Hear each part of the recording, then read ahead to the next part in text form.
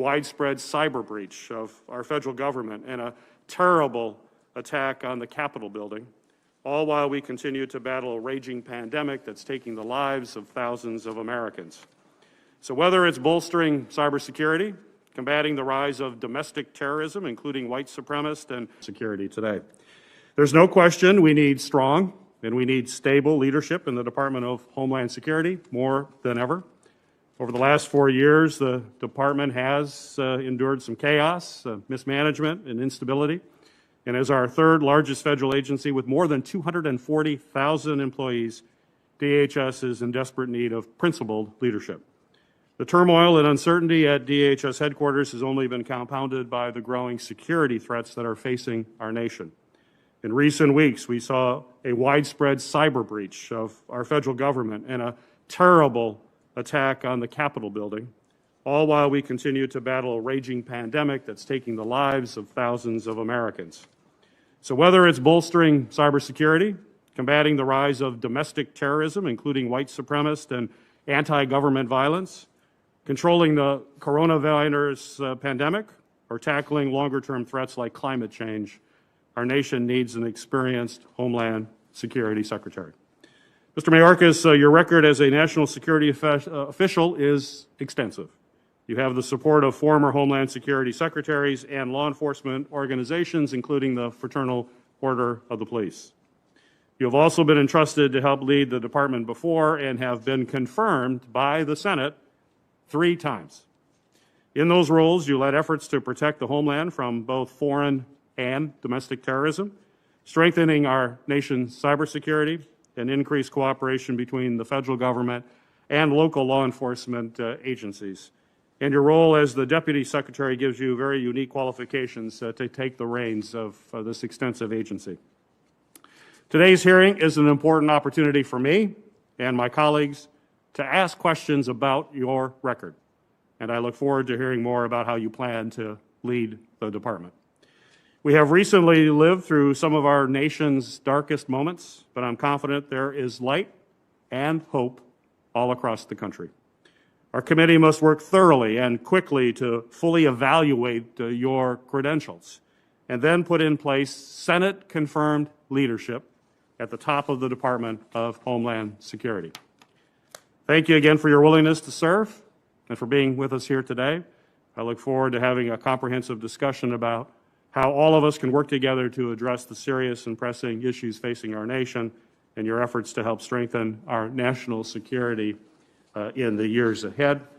And Mr. Chairman, as testament to the confidence of many around the country, I have here a number of statements in support of Mr. Mayorkas from law enforcement, faith and nonprofit, labor, humanitarian, and fire community organizations. So without objection, I'd like to enter these 25 statements into the record. Without objection. Before we hear from Mr. Mayorkas, I understand we have a second introduction of Mr. Mayorkas, this one from Senator John Tester, who will do so virtually.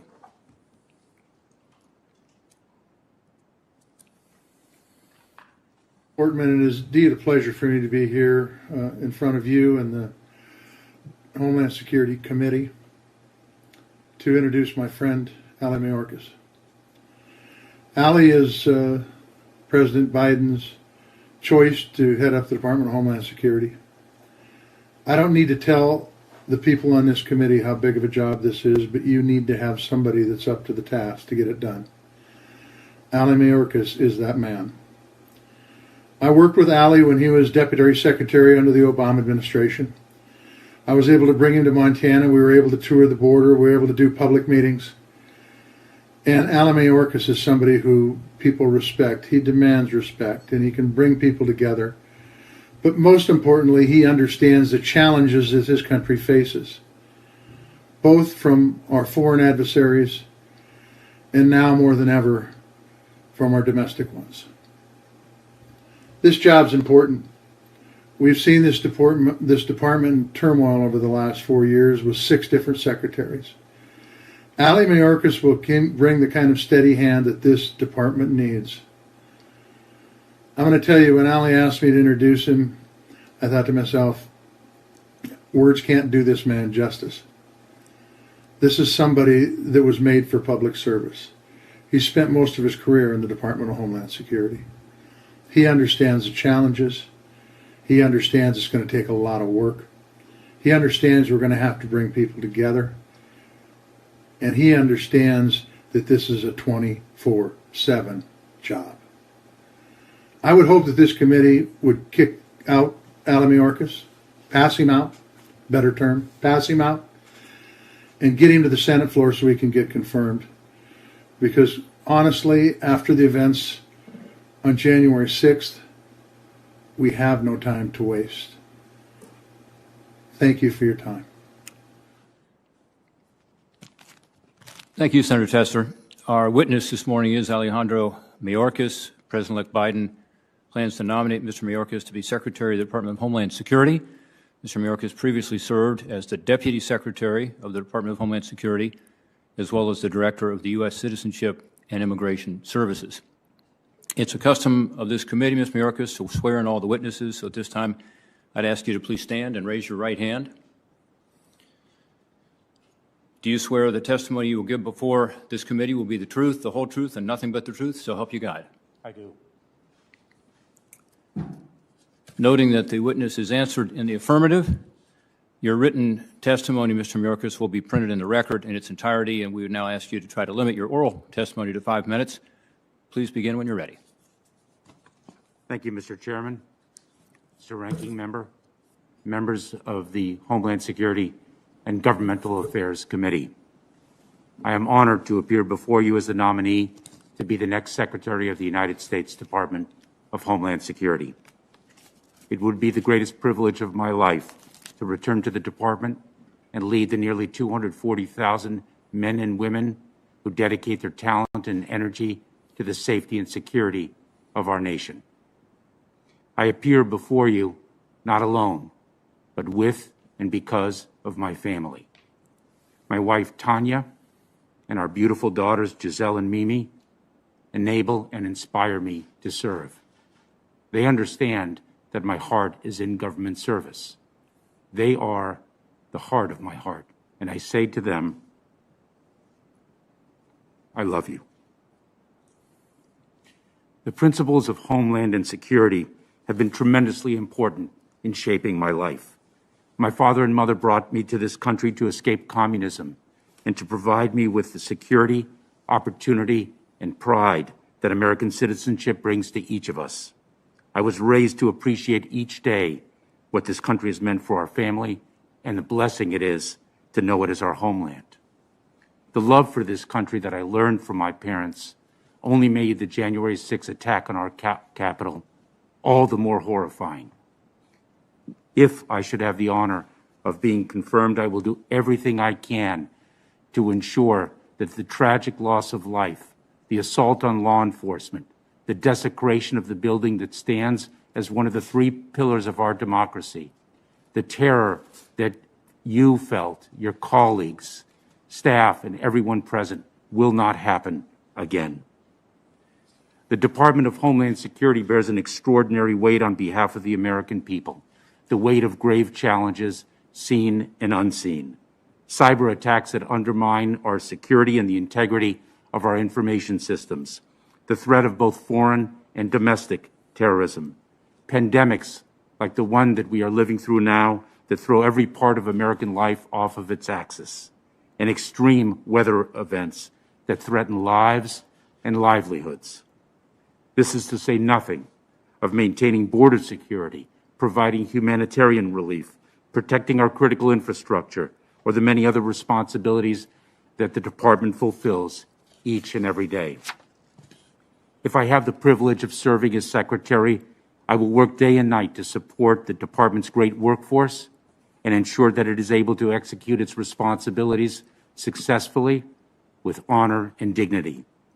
I will dedicate myself to equipping the department's men and women with the tools and resources they need and providing them with the opportunities they deserve.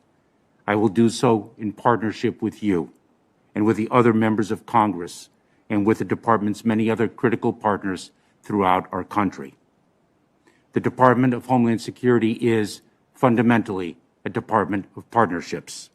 To combat the threat of terrorism, The Department must work with our international partners, other federal agencies, state, local, tribal, and territorial governments, and our nation's noble first responders. To enhance our cybersecurity, the Department depends upon and must strengthen its cooperation with the private sector. To be prepared for and resilient to natural disasters, the Department must work with state, local, tribal, and territorial governments and our brave local fire and emergency personnel. To facilitate and enhance our travel and trade, it must innovate and align its research and development with the efforts of private industry and academic institutions. To meet the challenges and the opportunities of migration, it needs to collaborate with other nations, international organizations, and nonprofit service providers. To succeed, the Department must work with the many communities it serves. This committee and your colleagues in the Senate and the House of Representatives are at the forefront of the Department's partners. We must work closely with you as you help determine the funding upon which the Department relies, promulgate the laws that it is charged to enforce, and provide the oversight that ensures its accountability to the American people.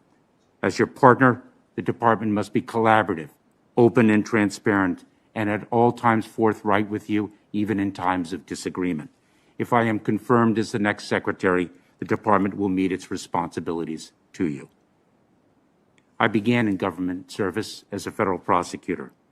After more than 8 years trying cases before juries, I served for 3 years as a Senate-confirmed United States Attorney. As a prosecutor, the law and the facts of a case were my foundation and my guide, and they have remained my North Star ever since. I have worked in support of federal agents and officers, local law enforcement, firefighters, and emergency medical technicians. I have worked in support of all the men and women throughout the Department of Homeland Security and in public service who work in and even rush into harm's way to protect us all. I have not for a single moment lost sight of what a privilege and honor it is to do so, nor of the obligations it carries on our nation's behalf.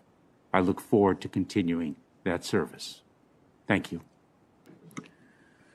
Thank you, Mr. Mayorkas. We will now have 7-minute rounds, and my pattern is normally to, as a chair, to go straight to others because we have a good mix of Republicans and Democrats who are lined up to speak, but there are some things that I think are important to address. So I'm going to take some time here at the beginning as well.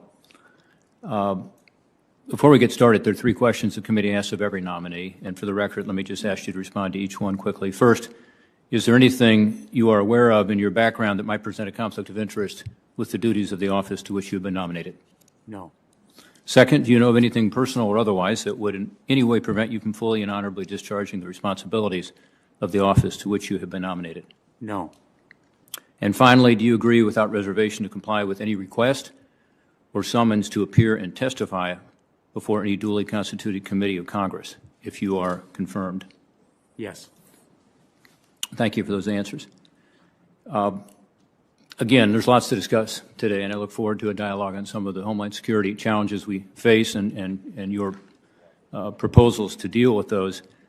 But let's go straight to the issues raised by this DHS Inspector General's report on decisions you made during the time you were Director of the U.S. Citizenship and Immigration Services.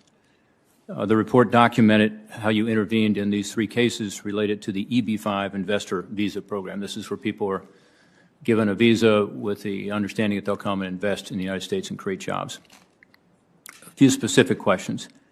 The Inspector General, in the case of LA Films Regional Center involving Ed Rendell, stated that you, and I quote, created a deference review board staffed with individuals you handpicked to review a separate series of Time Warner movie projects. This board did not previously exist and was never used again after it voted to reverse the adjudicator's proposed denials. Remarkably, there's no record of the proceedings of this board. Now, that's from the IG report. First, is that accurate? And second, how do you explain that there was no record of the proceedings of the board? Mr. Chairman, thank you for the opportunity to answer your question and address that aspect of the Inspector General's report. And I should say at the outset, Mr. Chairman, that I have tremendous respect for the system of inspectors general. They provide tremendous value to the agencies and departments throughout the federal government, and the opportunity for leaders to improve the organizations that they oversee. And I have always cooperated with the Inspector General's report, including this Inspector General of the Department of Homeland Security. Senator, there's an underlying principle to your question which I will articulate and then answer your question specifically. And that is that when a leader enters federal service with the authority to fix problems, that leader has the responsibility to fix problems. And that is what I did. And the EB-5 investor visa program that USCIS, U.S. Citizenship and Immigration Services, administered was plagued by problems. And I heard about those problems almost every single day that I served as the director, and I heard about them from both sides of the aisle in every corner of the business community that the agency served. And one of those problems was a very significant one, which was when the agency made a decision in an EB-5 investor visa case, and millions of dollars of investor capital and the creation of jobs for U.S. workers was dependent upon that decision, was it fair for the agency to later in the adjudicative process change its mind and kill the business development that was designed to infuse capital into economically disadvantaged areas and create jobs for Americans? And so I created the Deference Review Board as but one fix to the many problems that we encountered in that agency. And that fix was an institutional reform that was supposed to endure throughout the life of the EB-5 program office that I created. And when I read the Inspector General's report, that was the first time that I learned that the Deference Review Board had not been gathered together after the case that you mentioned, and the fact that during the case that you mentioned, a record had not been kept. And if I had remained the Director of U.S. Citizenship and Immigration Services, rather than having assumed the responsibilities of becoming the Deputy Secretary of Homeland Security, I would have ensured that the Deference Review Board continued and its proper record-keeping practices were adhered to. Okay. As Deputy Secretary, didn't you have the opportunity to do exactly that, to be able to ensure that in a management role as Deputy Secretary that the visa program was working at the Deference Review Board was properly functioning? Mr. Chairman, when I became the Deputy Secretary of Homeland Security, we instituted reforms in response to the Inspector General's report to ensure that the integrity and the ethics of our leaders were well understood by the workforce and the public that we serve. I delegated responsibility to the management of the EB-5 program to the new Director of U.S. Citizenship and Immigration Services that led it. The DHS IG report also explains how you intervened in a denial related to Gulf Coast Regional Center, where Terry McAuliffe was chairman of the board and Anthony Rodham, former Secretary of State Hillary Clinton's brother, was the CEO. The report documents how both men contacted you about the denial. The report states that you personally reviewed the denial decision before it was issued, disagreed with its finding, and indicated you would rewrite the decision yourself. Witnesses testified all of these actions were outside the normal adjudicatory process. One, is this accurate? And two, if so, why did you go outside the normal course? Senator, let me share, if I may, something with you about the EB-5 investor visa program and the agency of U.S. Citizenship and Immigration Services. USCIS, as it is commonly known, is an agency that adjudicates cases. That's what it does. It addresses the applications for immigration benefits that millions and millions of people submit to it each and every day. And so when I had the authority and therefore the responsibility to fix problems, I fixed problems through the cases that the agency handled. The case that you mentioned, and the 3 cases that are cited in the Inspector General's report, are 3 cases of hundreds and hundreds of cases that I became involved in at the request of senators and members of the House of Representatives on both sides of the aisle. And I must say, Senator, take issue with the use of the term intervene. It is my job to become involved, to learn the problems that an agency confronts, to become involved in those problems, and to fix them. And that's what I did in this case and the many cases that came before me that were presented to me on both sides of the aisle. And I find it my responsibility to be responsive to members of Congress on a bipartisan basis, and I commit to you that I will honor that obligation should I be confirmed as the next Secretary of the Department of Homeland Security. Final question. What did you learn? These were politically connected individuals where you were in direct contact with them going around the typical adjudicatory process. Did you have concerns that your actions might be viewed as favoritism and special access? And what did you learn that helped you as a Deputy Secretary and would help you should you be confirmed as Secretary? Senator, I learned something very important from this report, and it is for that reason that I am grateful for it. And I should say that as an individual, both in my personal life and my professional life, I learn, and I learn each and every day to be better tomorrow than I am today. And that is a commitment that I carry forward throughout my life. I learned that individuals in the EB-5 investor visa program, and therefore in the agency, may not have full visibility of all that I am involved in and all of which I do as a leader, and therefore they may take a slice of my action and gather misperceptions of what fuels me as a leader and what drives me as a government servant. Because if I may, Senator, these weren't the only 3 cases I was involved in.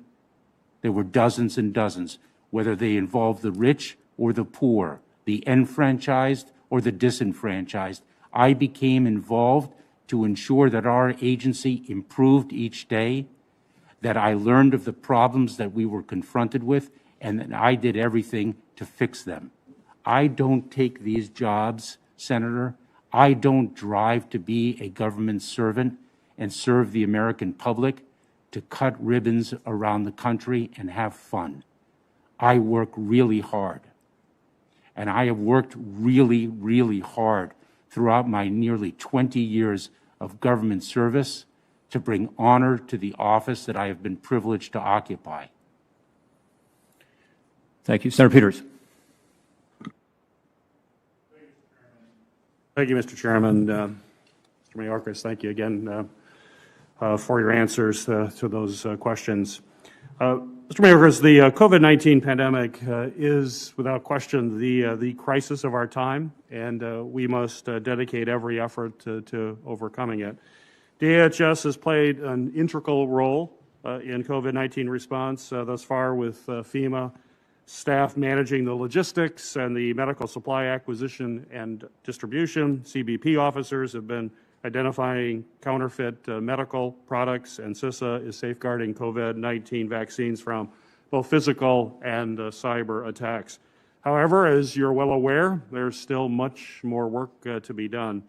So my question to you, sir, is if confirmed, what would be your priorities to ensure the expansive resources of the department can further advance our nation's response to COVID-19 crisis?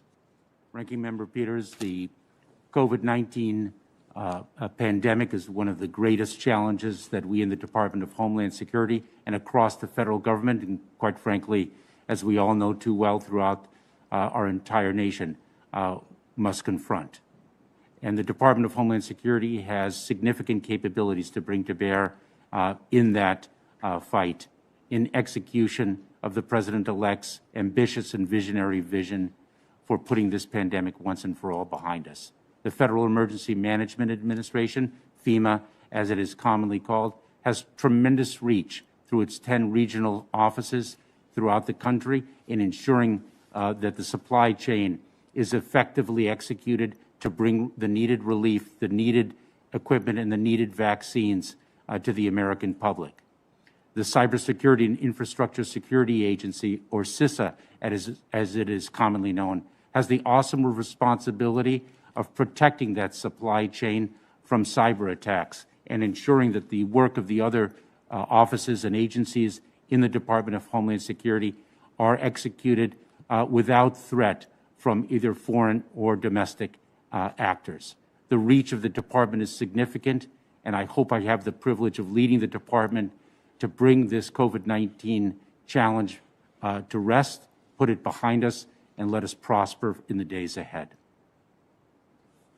Mr. Mayorkas, this committee in the days, weeks, and months ahead will take a look at how we responded to this crisis, to see what worked and what did not work, and to make sure that we are better prepared for a future crisis.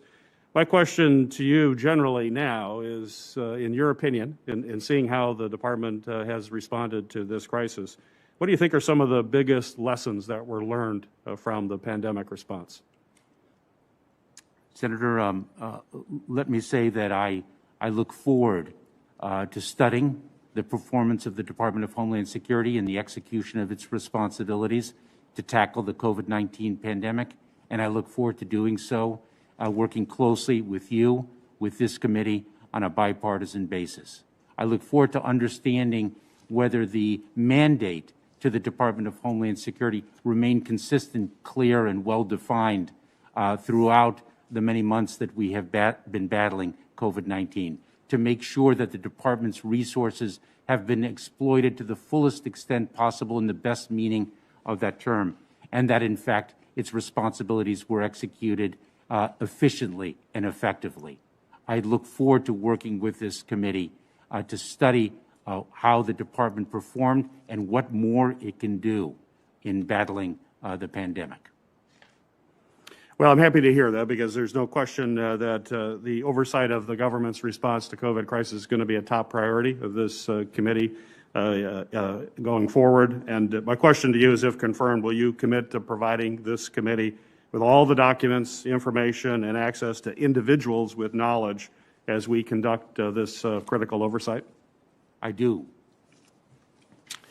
Mr.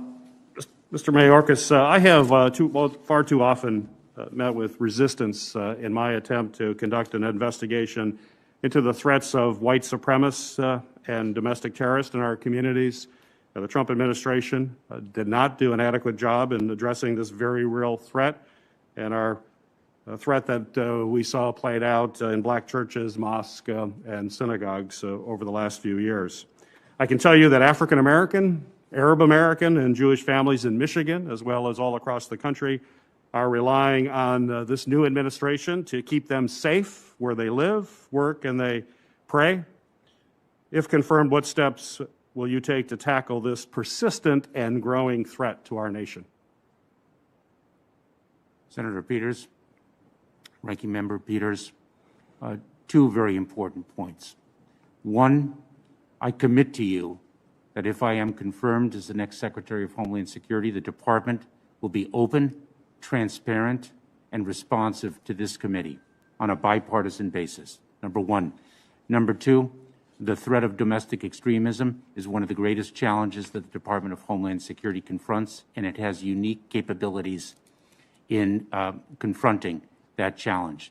Its Office of Intelligence and Analysis is a critical partner with state and local, tribal and territorial governments in gathering information and intelligence about the threat that we face here at home and disseminating that information so that our brave and noble first responders are best equipped to tackle it. I look forward to playing a critical role in empowering the Office of Intelligence and Analysis in an apolitical, nonpartisan way to do its important job and tackle the threat that domestic extremism is today.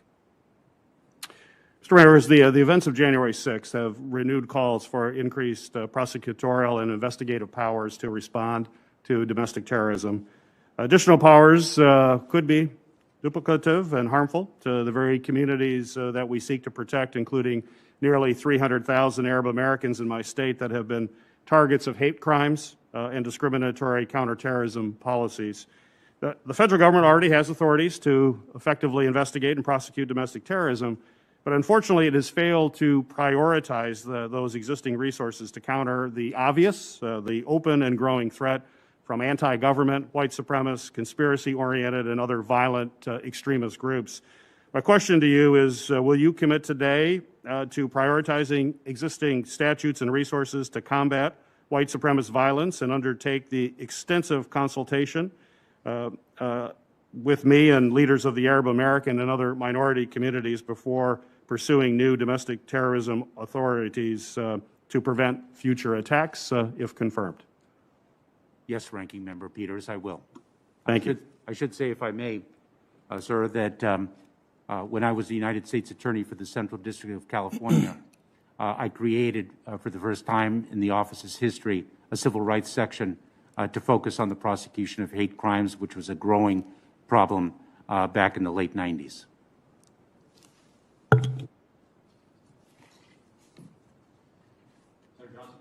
Thank you, Mr. Chairman. Mr. Mayorkas, welcome back. In the 6 years under my chairmanship, this committee held dozens, I think well over 3 dozen hearings on the problems at the border. And that was really sparked by what happened in 2014 when President Obama declared a humanitarian crisis when we had the surge of unaccompanied children as well as family units come across the border illegally. One of the things I certainly did, and I didn't have time to blow these things up, but I started developing charts to kind of lay out the problem. What I'd like to do is go through a little bit, get some quick responses from you in terms of the history of this. I know Senator Feinstein credited you with the DACA program. I've been arguing, I think accurately, that the DACA program, as beneficial as it is for people and addresses a particular problem, also was used as a catalyst by coyotes and created the surge that produced that 2014 humanitarian crisis where 137,000 people in total, unaccompanied children and family units, crossed this border illegally, and we had to deal with that. And the Obama administration recognized that, and you were Deputy Secretary at that point in time. Just quick answer these questions. In reaction to that, it is true that the Obama administration built the facility in McAllen, Texas, correct? Yes, sir. And that's the same facility that has the chain link fences that people on the other side of the aisle have referred to as putting children in cages, correct? Yes, sir. You started that detention process because you recognized this is a problem. So you started detaining those families and those unaccompanied children, correct?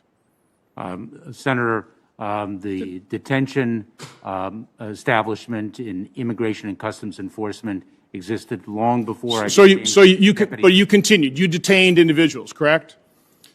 Correct? We detained individuals as part of the Immigration and Customs Enforcement operation. Precisely. Yes. You also separated children from the adults that they arrived here, correct? There were children separated from parents back in 2014, correct? Just yes or no? Senator Johnson, when I was the Deputy Secretary of Homeland Security, I explicitly rejected the proposal to separate families. But it occurred, correct? Senator, I can't speak to that, and I would look forward. Regardless, the enforcement actions the Obama administration took actually had an impact. We went from 137,000 down to 80,000 in 2015, but then a court reinterpreted the Flores decision and included accompanied children for those same protections. And you can take a look at the result. It took a little while for people to realize how they could exploit that problem, to the point in 2019 we had 608,000 people arriving and coming to this country illegally, basically apprehended and then released and dispersed through this country. That was a real problem. And this administration addressed it with the MPP program, different agreements with Central America, and we dramatically saw a decrease in the amount of people coming in here, risking their lives in a very dangerous journey. We saw a dramatic decrease well before COVID. Another chart we have is average daily entries, illegal entries per month. You can see we hit a peak in May of 2019. Again, this is when this current administration started implementing solutions to the problem. And by and large, we dramatically decreased that. what's been happening over the last few months is we've had a dramatic increase now in terms of single adults coming here, and we see a 9,000-person caravan coming from Honduras, and they're very open in terms of why they're doing it, because President-elect Biden has stated in the debates that we're not going to deport anybody in the first 100 days, so they're going to take advantage of that opportunity.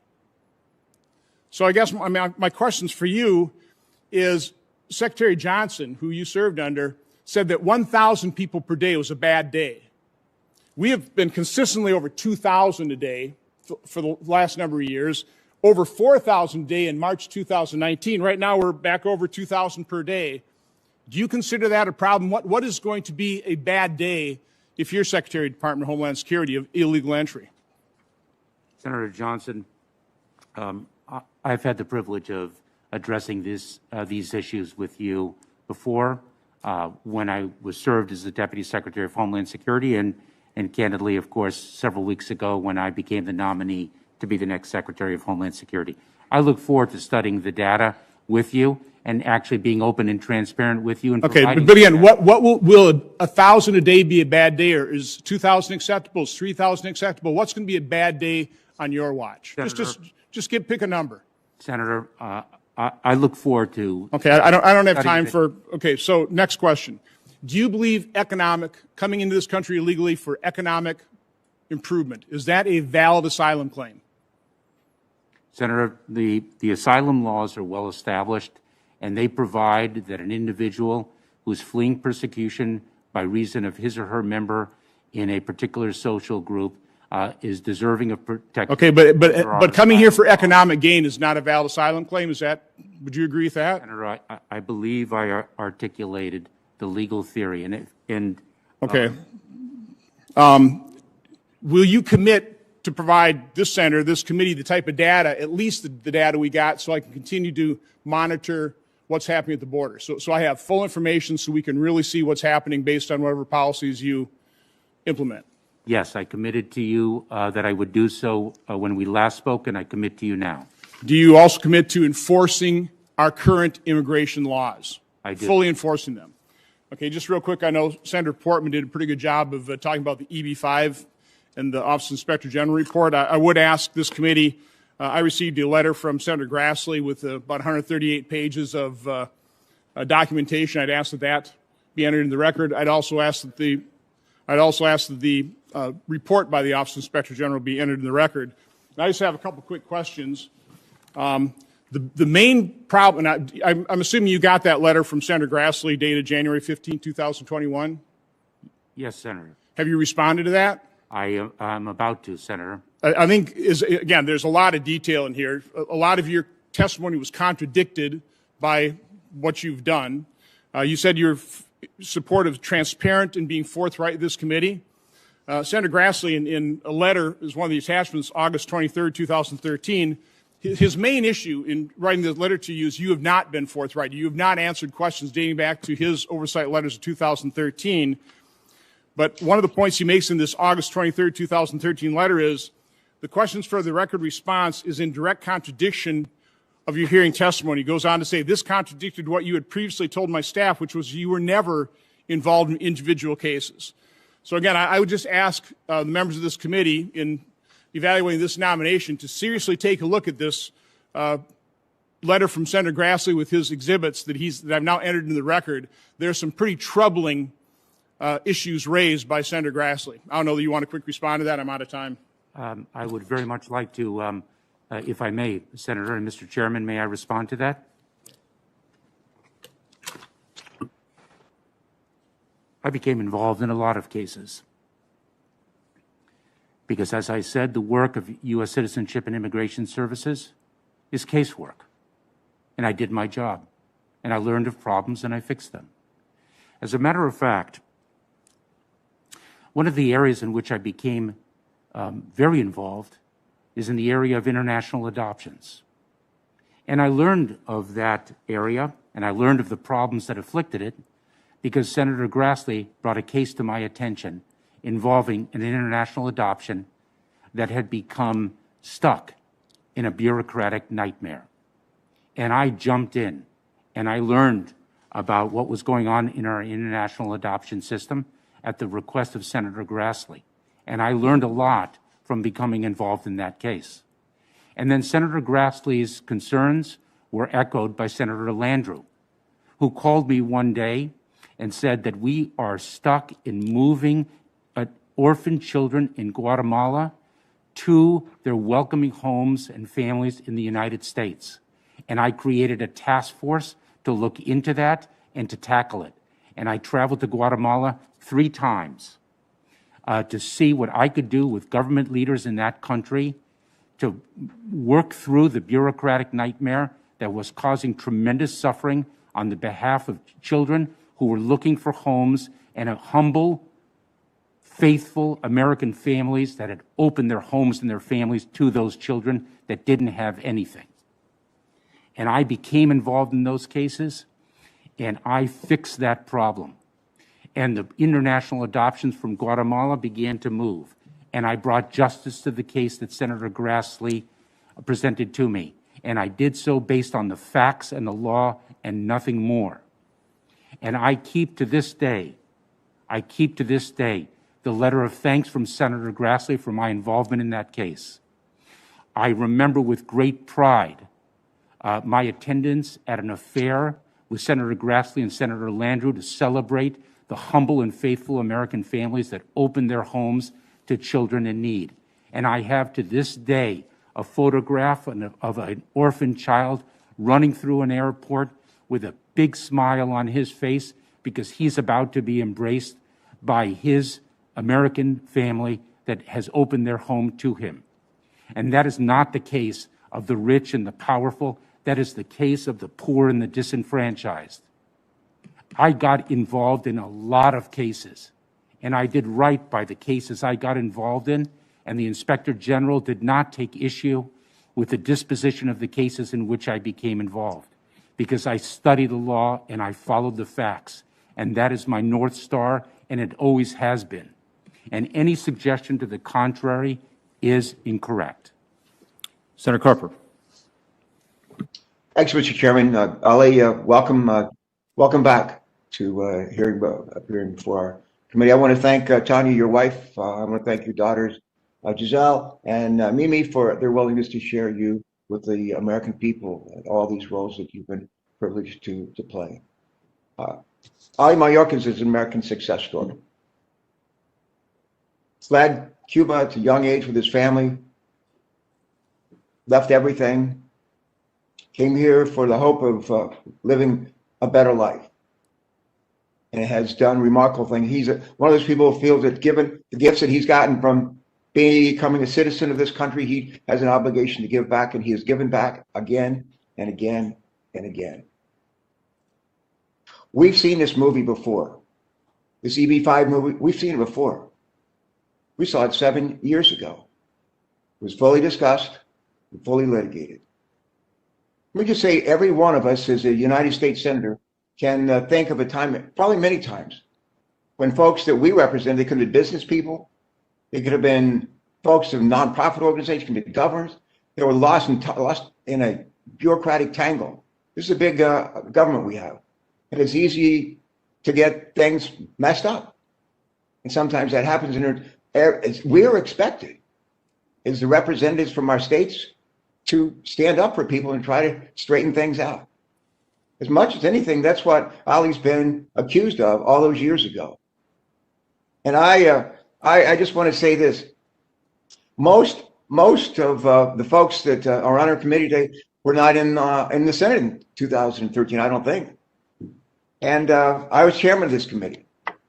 And I remember very well the effort to smear this man's character based on a 2013 Inspector General investigation, which was leaked to the press a day before his confirmation hearing. Serious violation of IG protocol. Following that, the claims were fully investigated by a subsequent Inspector General, and Mr. Mayorkas was found to be guilty of one thing, and that's creating an appearance of favoritism. If we were to be honest with one another, every single member of this committee and in the Senate could be accused of the same thing at one time or another. We're trying to do really the right thing. And what's more, the IG who initiated this investigation and who was responsible for the original leaks in 2013 resigned later that year, resigned under allegations of misconduct. He was charged last year with fraud. If anyone still has any doubts, then they should read the final IG report, including Mr. Mayorkas' 32-page response for themselves. To allow these unfunded allegations to cloud Ali Mayorkas' unblemished career in public service at a time when this department so critically needs principled leadership, capable leadership, I think is irresponsible at best and dangerous at worst.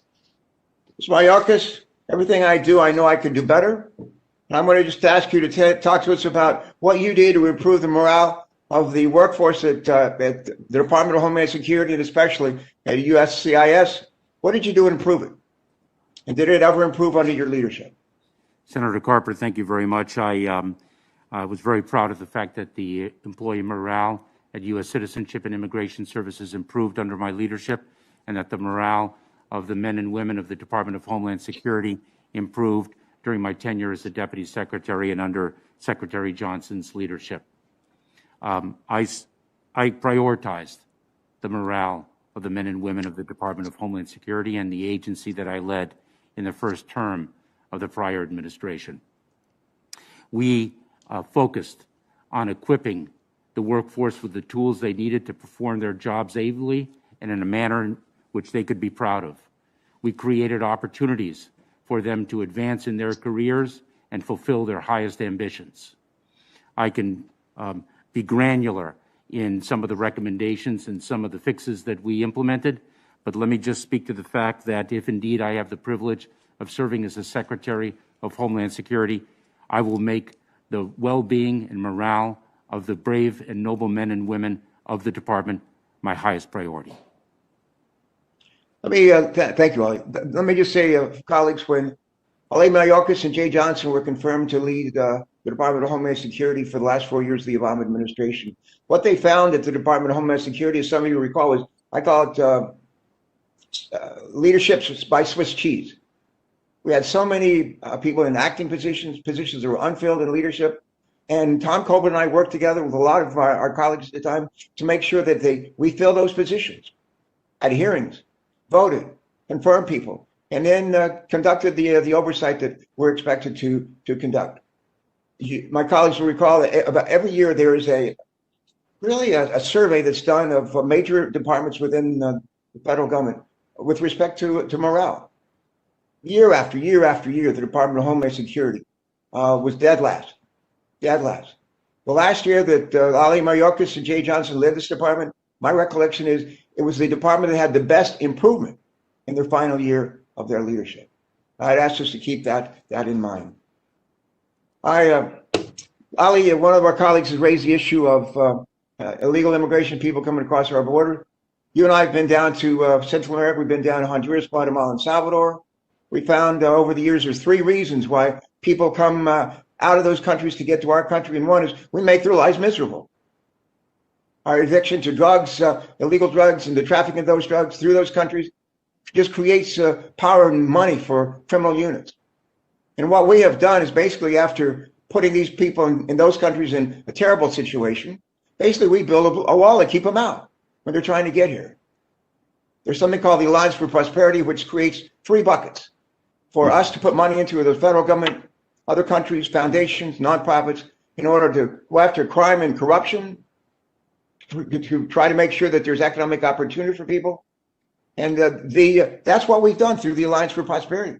You know what? It works because we go after root causes. Would you comment on this, please, going forward?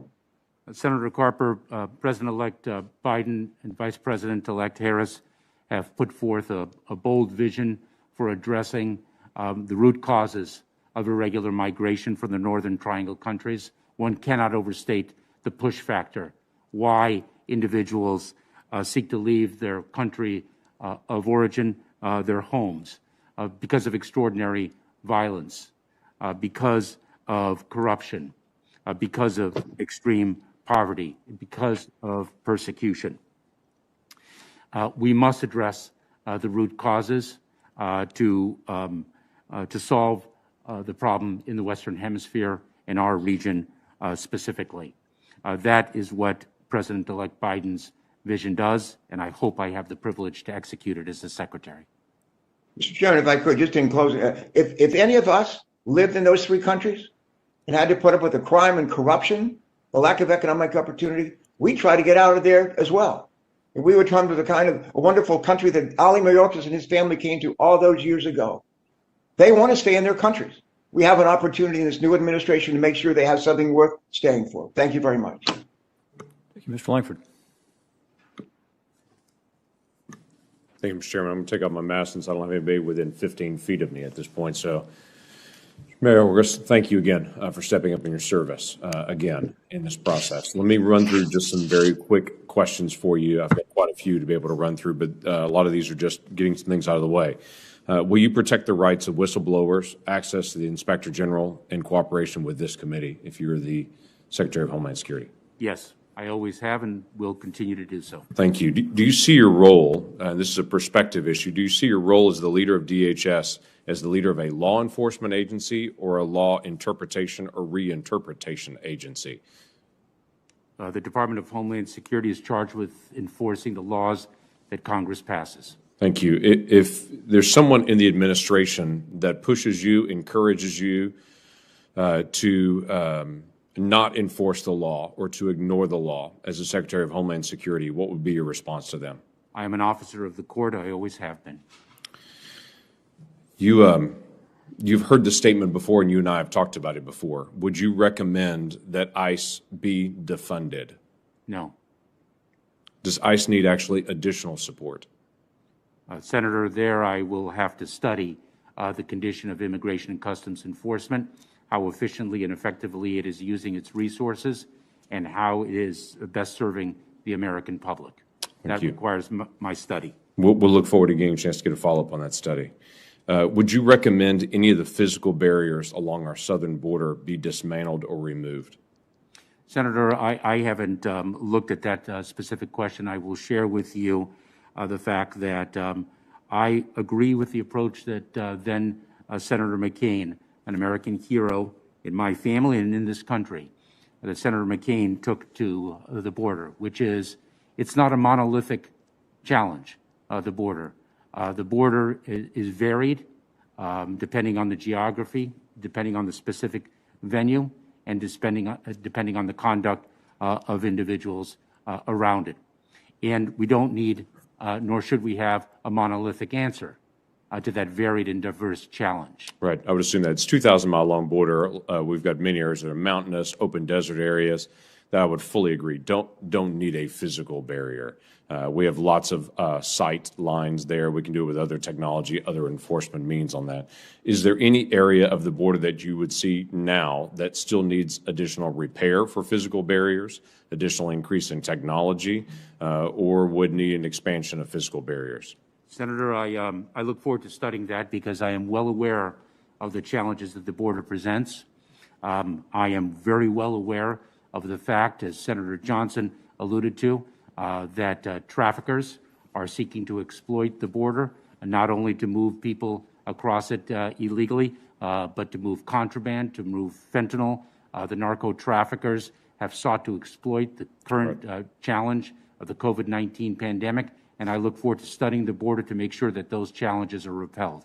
The border agents that I've spoken to there along the border tell me of two things on physical barriers. One is it slows people down so they're able to interdict as they're trying to climb the wall, get around the wall, get under the wall. They're able to get access to those individuals and be able to interdict faster in that sense. So it becomes a deterrent. It also pushes people towards the point of entry where they can manage those families and individuals a lot easier in that sense, in a more reasonable environment rather than being in a very remote area.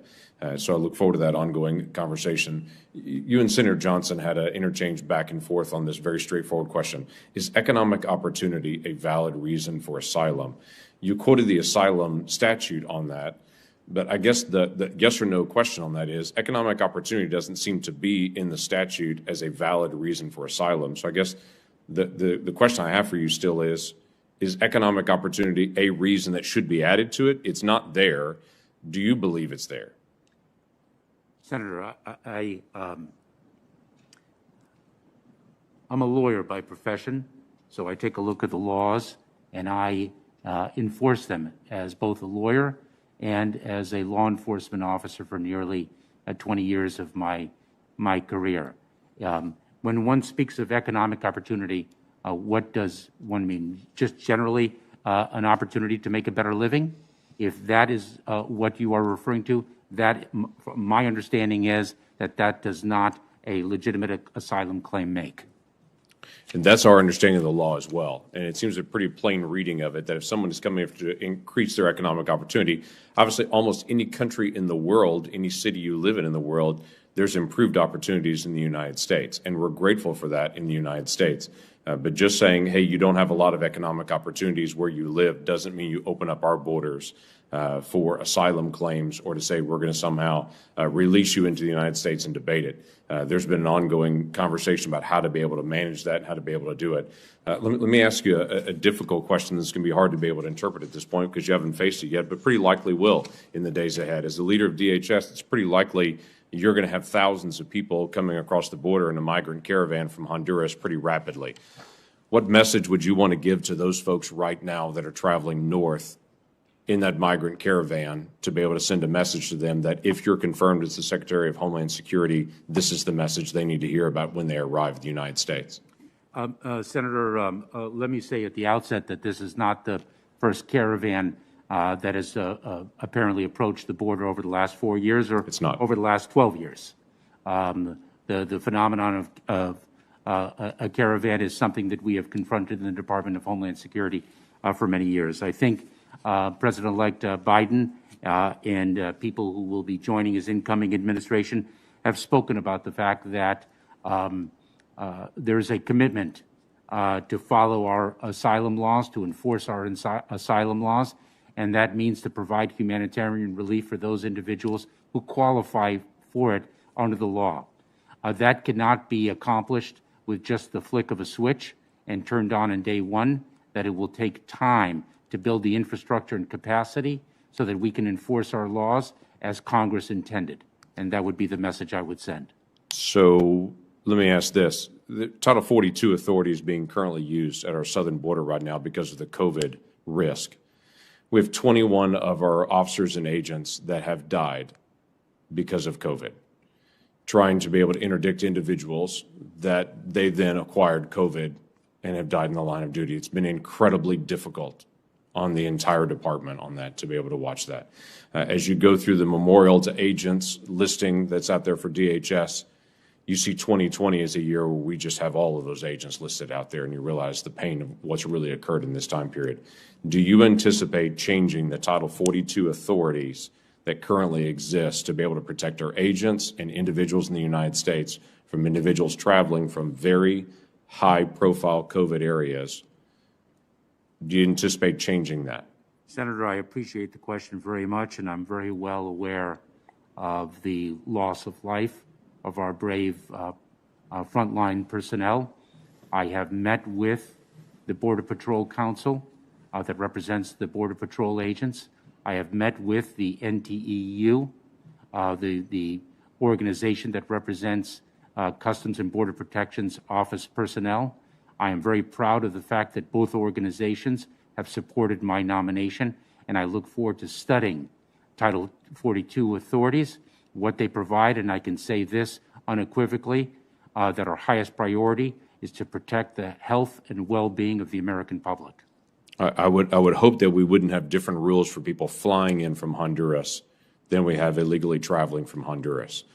Because right now we have pretty strict travel restrictions coming in if you're flying in legally, and if somehow we have a different set of rules that's lax if you're traveling here illegally, that would be quite a quandary for us to be able to explain to everyone how the rule of law prevails. So thank you for stepping up. There is a lot to be able to do, and I look forward to our ongoing conversation. Thank you, Senator. Senator Hassan.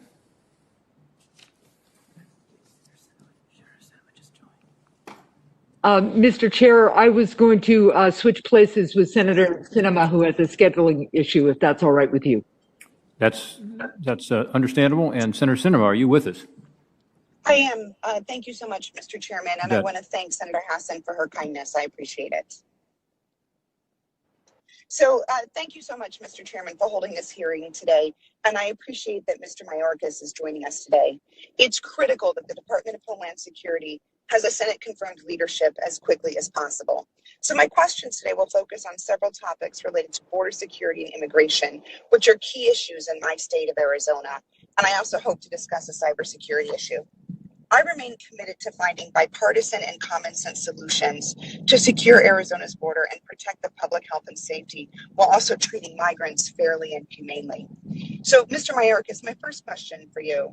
DHS faces a critical challenge at the border with the new administration considering changes that would allow more asylum seekers to enter our country in the midst of a pandemic. This will especially be a challenge in Arizona.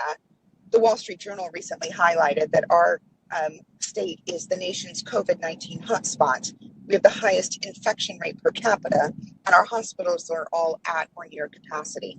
So what steps do you plan to take, if confirmed, to ensure that DHS develops a COVID-19 testing strategy that protects our communities while ensuring asylum seekers are treated fairly? Senator, thank you very much for your question. President-elect Biden and his incoming team have spoken very powerfully about both aspects of the question that you pose. Number one, that the health and well-being of the American public is the highest priority, and the President-elect has laid out an ambitious vision for tackling the COVID-19 pandemic that has caused our nation so much pain. And I look forward to the opportunity, should I be confirmed to be the next secretary, to be a part of that vision and that plan. The President-elect and his incoming team have also spoken of the commitment to enforce our asylum laws so that we provide humanitarian relief to those who qualify under them in the proudest traditions of our country. That will take time, and I hope I have the privilege of being a part of that effort as well. Thank you. Most federal workers are slated to get vaccinated through county allocations, but counties along our southern border in Arizona are struggling with a disproportionately large percentage of Phase 1B essential workers. That includes our port officers and our Border Patrol agents. They work so hard to protect our borders and ensure the flow of trade. The recent news that DHS employees can access vaccines from VA medical centers is promising, but border communities like Yuma and Douglas are more than 2 hours by car from the nearest VA medical centers in Tucson and Phoenix. In order for all DHS employees to be assured fair and equitable access to a coronavirus vaccine, options should be available at community-based outpatient clinics. When confirmed, can you improve vaccine distribution and access for our DHS workforce?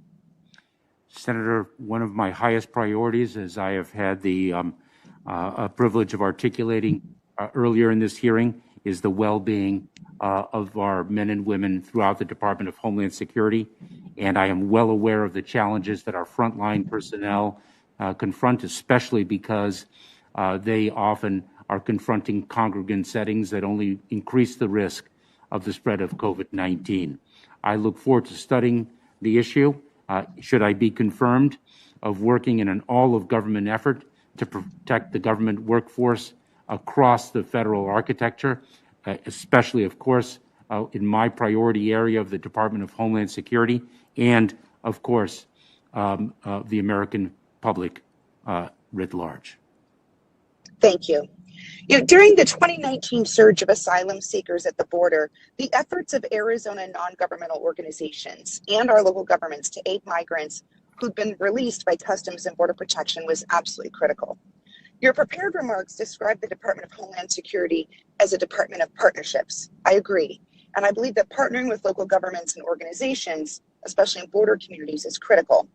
If you're confirmed, will you and Arizona DHS leaders work with me, our NGOs, and local governments to improve communication and cooperation regarding border security, asylum seekers and immigration, and the flow of trade across the border?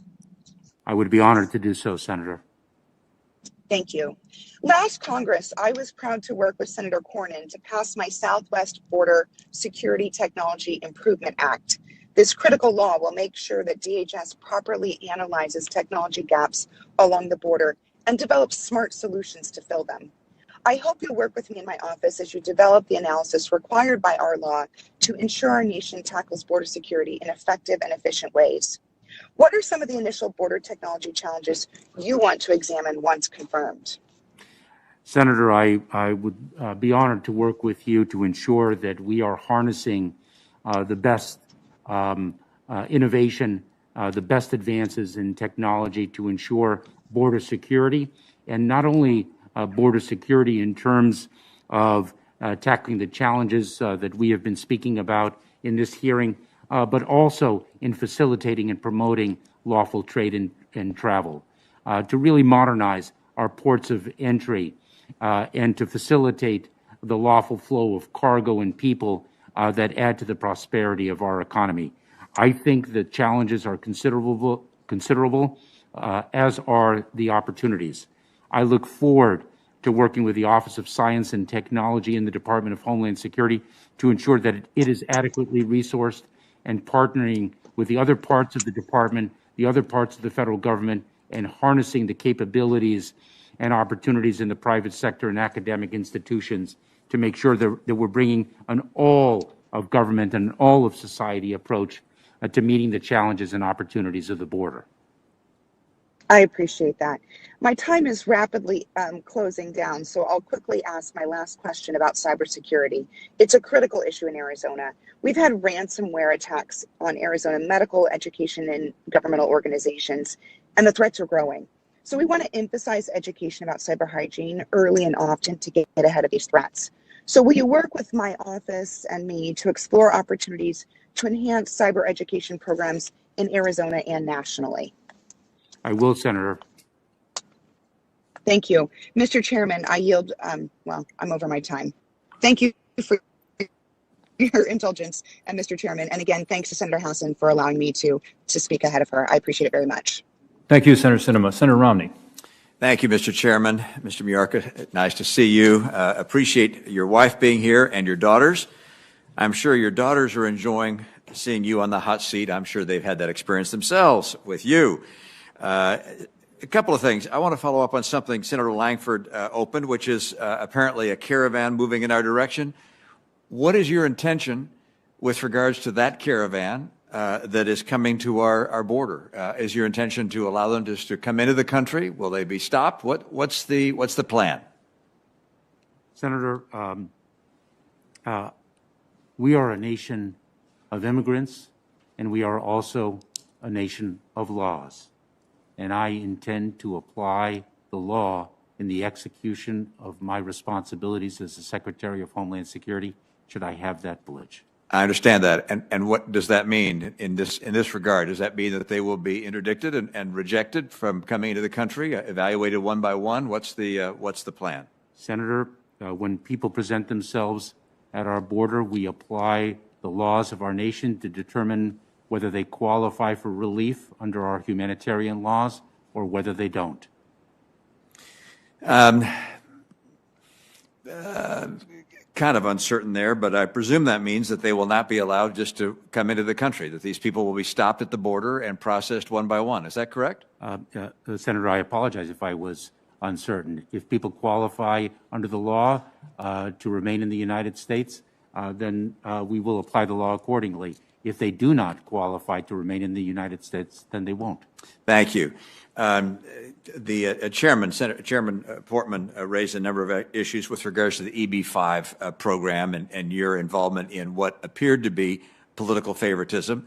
And he asked you what lessons you've learned from that. I had the experience of serving as a governor and now as a senator. In each case, I've had a chief of staff who have acquainted me with anything that might provide the appearance of favoritism or conflict of interest of some kind, political or economic. Sometimes I don't notice those things, and they bring them to my attention. You should not involve yourself in this decision because it may be seen as being inappropriate, and as a result, you might lose the confidence of American people who entrust you to carry out your responsibilities without favoritism. I would have anticipated that when Senator Portman asked you, what have you learned from this process, that you might say, I have learned from the process that when something appears to be political, I should recuse myself.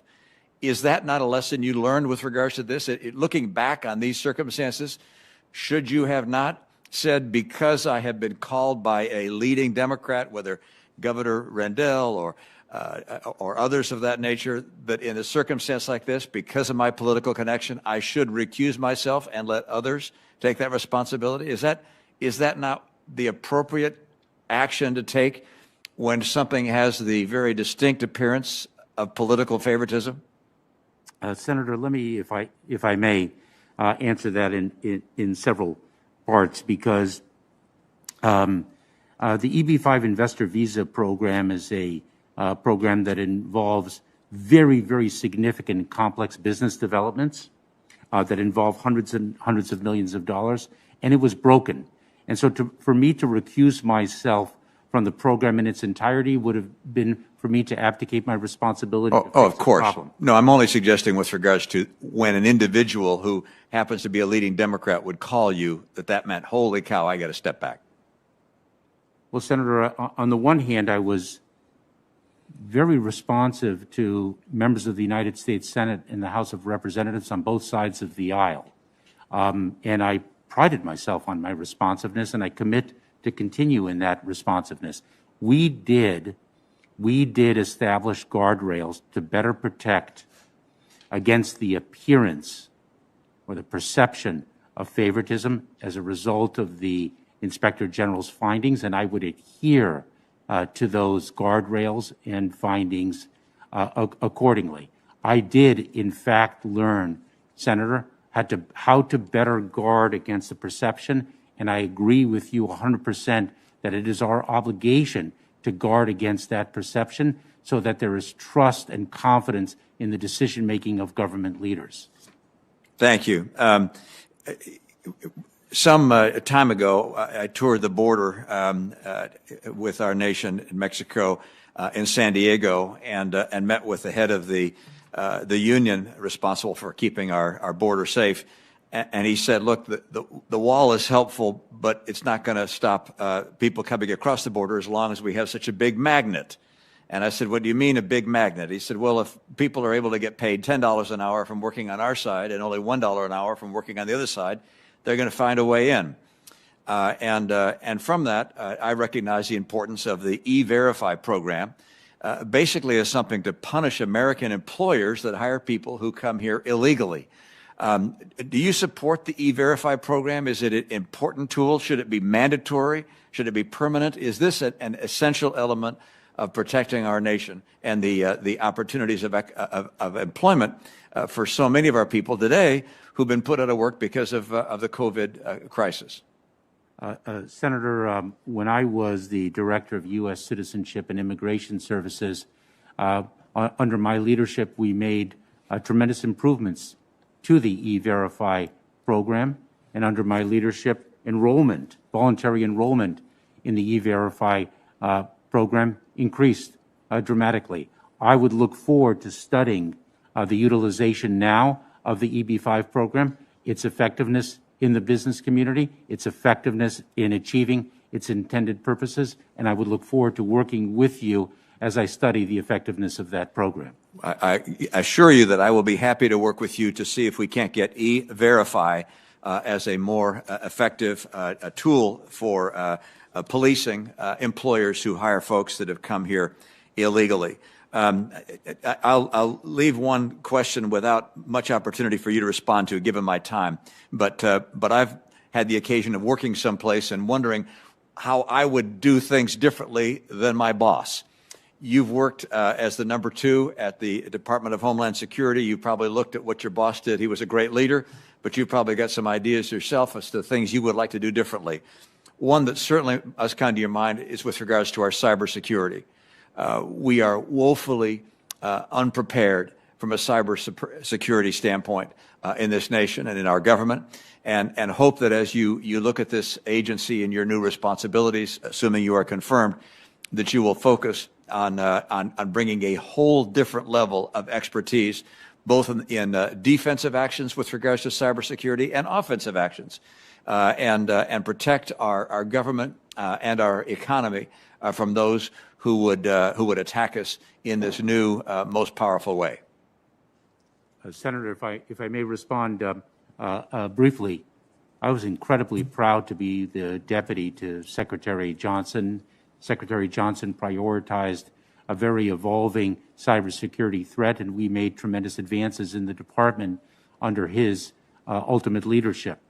The threat has only evolved and only grown since then, and I can assure you that the cybersecurity of our nation will be one of my highest priorities, because I concur with you that the threat is real and the threat is every day, and we have to do a much better job than we are doing now.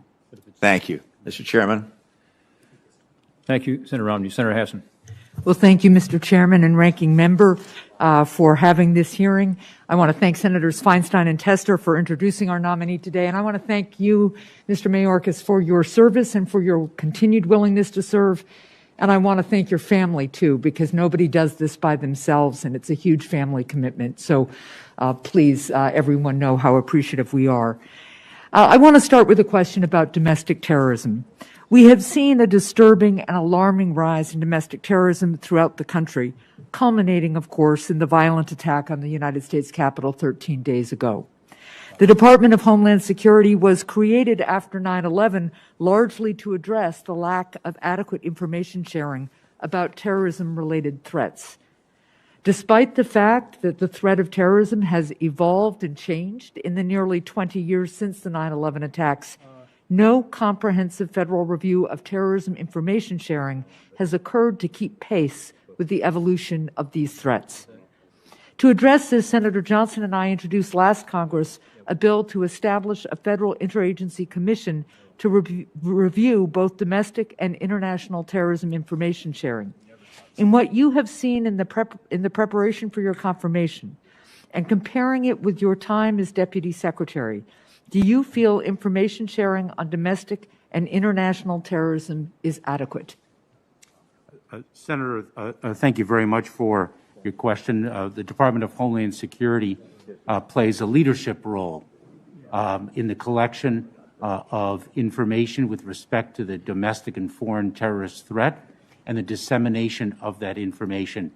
The Office of Intelligence and Analysis is particularly on point. And I think that we can do a lot better in the distribution of that information to our brave first responders in local communities throughout our country. And I would look forward to working with you in this committee to make sure that that interagency task force of which you speak is built and its responsibilities are executed most effectively. Well, thank you for that. One of the things that I learned over time as governor is that it is one thing to talk about information sharing and coordination. It's another thing to actually invest in it and make sure that it happens. And clearly we need to do a better job at it in this area. Then I want to ask you a couple of questions to follow up on what Senator Romney started to talk about on cybersecurity. The SolarWinds cyber attack revealed vulnerabilities across the government in the system designed to prevent such a far-reaching attack. As Secretary, you will be charged with immediately reviewing the adequacy of two Department of Homeland Security programs, the Einstein program and the Continuing Diagnostics and Mitigation, or CDM program, in order to understand why they did not detect or prevent these intrusions. Do you have any initial thoughts on the performance of these programs and whether any fundamental changes will be required to either? Senator, I look forward to studying the SolarWinds attack. Of course, I've been studying it intensely as a private citizen. Should I have the privilege of serving as a secretary, I will avail myself of the best and latest intelligence that the United States has with respect to this attack, and conducting a thorough review of Einstein and continuous diagnostics and mitigation to understand whether Einstein and CDM, as it is commonly referred to, are appropriately designed and appropriately and effectively executed to stop a threat such as SolarWinds, and if not, what other defenses need we develop in the federal government to best protect our very valuable equities and resources. Thank you. I look forward to working with you on that as well. Let's turn to state and local cybersecurity for a minute. In December, Senator Paul and I held a hearing to examine the impact of the COVID-19 pandemic on state and local entities as they work to defend against cyber threats. One of the witnesses was Dennis Goulet, the president of the National Association of State Chief Information Officers, and also the commissioner of New Hampshire's Department of Information Technology. In his testimony, Commissioner Goulet implored Congress to authorize a standalone federal cybersecurity grant program that would help state and local entities afford to take the steps that they need to strengthen their information technology systems. The National Governors Association and several other entities have echoed this call. Mr. Mayorkas, when you consider the current state of federal support to state and local governments, would you support a standalone grant program? Moreover, what elements of a grant program would need to be included in order to make an effort like this sustainable? Senator, you raise a very, very important point, because in the cybersecurity world, we often say that we are only as strong as our weakest link. And we have to recognize that there are local communities that don't have the financial or other wherewithal to really safeguard their cyber assets and best protect against the threats that they confront. And there are a number of different solutions that we need to consider, whether it is improving our information sharing so that the best practices of one geography are shared with other geographies and we raise the bar across the board. And also, to your very valid point, Senator, whether we should institute a federal grant program to provide assets to those communities that don't have them adequately to deal with a very sophisticated threat. I look forward to considering a grant proposal and working with you in that regard. Thank you. I think there are other grant programs that we do out of DHS or DOJ that really, on our physical defenses, try to play this role, and I think it's time for us to catch up to that kind of grant program in the cyberspace. So I look forward to working on it with you. Why don't I yield back the rest of my time? If there is a second round, Mr. Chair, I have a couple of more questions, but thank you very much. Great. Thank you, Senator Hassan. Senator Scott. Sure. Thank you, Chairman. First off, I want to thank you, Ms. Mayorkas, for your past service. Senator Scott, your audio is not coming through. Can you maybe go off mute?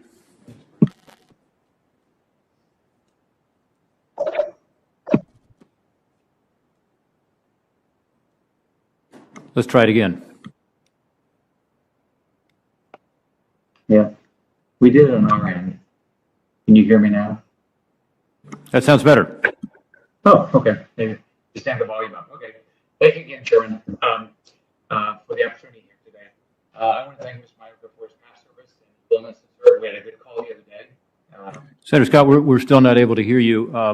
Maybe there's a way to turn up your microphone or come closer to the computer.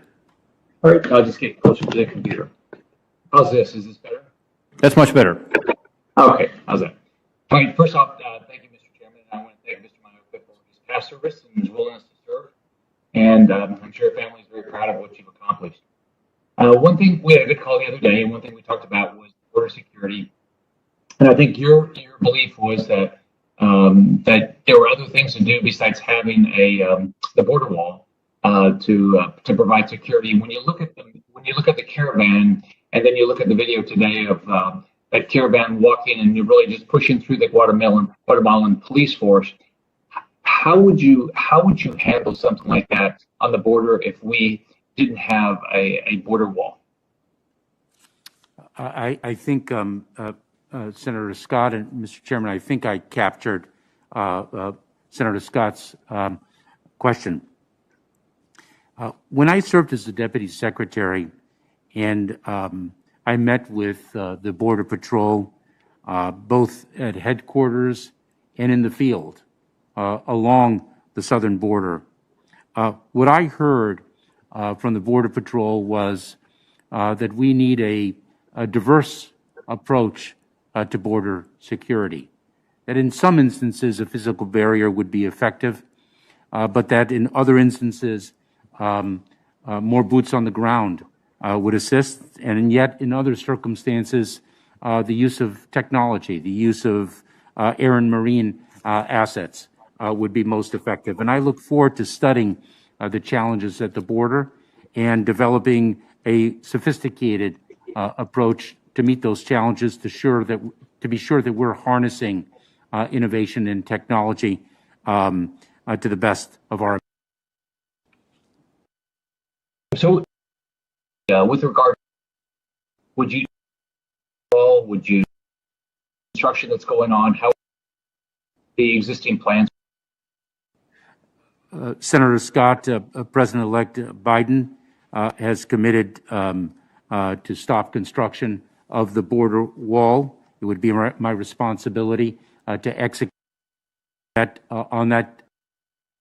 And I have not looked at the question of what we do with respect to the wall that already has been built, and I look forward to studying that question, understanding the costs and benefits of doing so, being open and transparent with you and with all members of this committee, sharing my thoughts and considerations, and working cooperatively with you towards a solution. Thank you, Mr. Speaker. We talked about this the other day. Could you repeat your position with regard to funding Border Patrol to meet those challenges, to be sure that we're harnessing innovation and technology to the best of our. So, with regard, would you construction that's going on? How the existing plans? Senator Scott, President-elect Biden has committed to stop construction of the border wall. It would be my responsibility to execute that on that. And I have not looked at the question of what we do with respect to the wall that already has been built, and I look forward to studying that question, understanding the costs and benefits of doing so, being open and transparent with you and with all members of this committee, sharing my thoughts and considerations, and working cooperatively with you towards a solution. Thank you, Mr. Speaker. We talked about this the other day. Could you repeat your position with regard to funding Border Patrol and ICE, and whether you think we should continue to fund them or we should abolish them? Senator, Border Protection enforcement.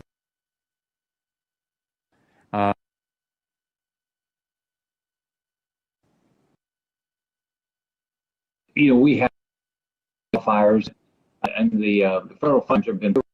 The Biden administration is thinking about $1 billion out.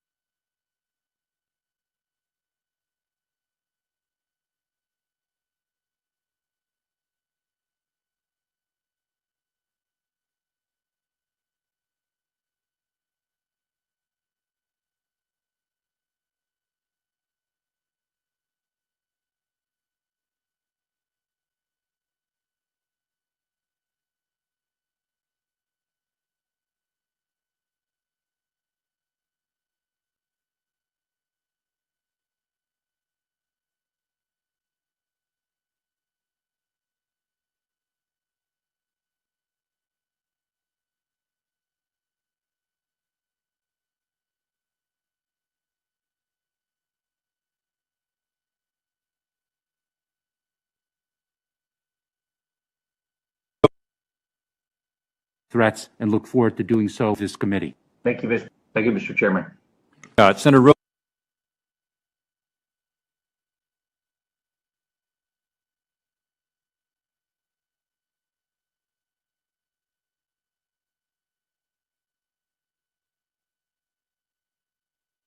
Cheating last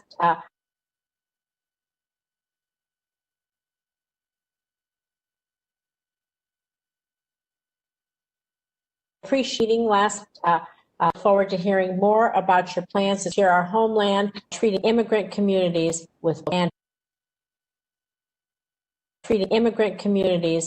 and respect. Amidst a global ever-present threat of cyber attacks, domestic adversaries from Italy to facilitate a swift confirmation for our country. I asked the first question about protecting DACA.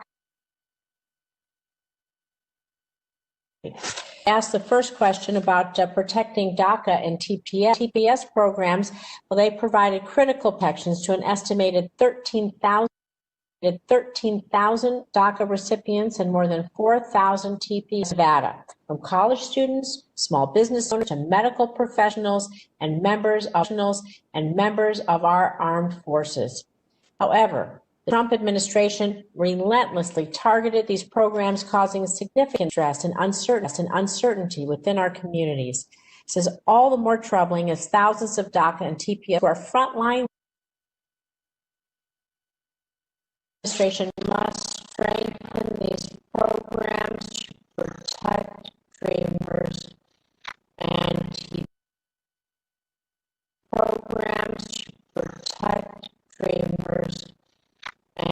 TPS holders. So how do you plan? Senator, thank you.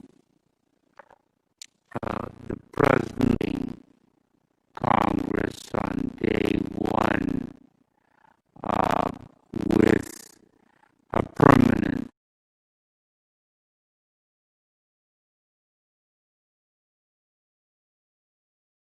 years and have contributed to its well-being. Temporary protected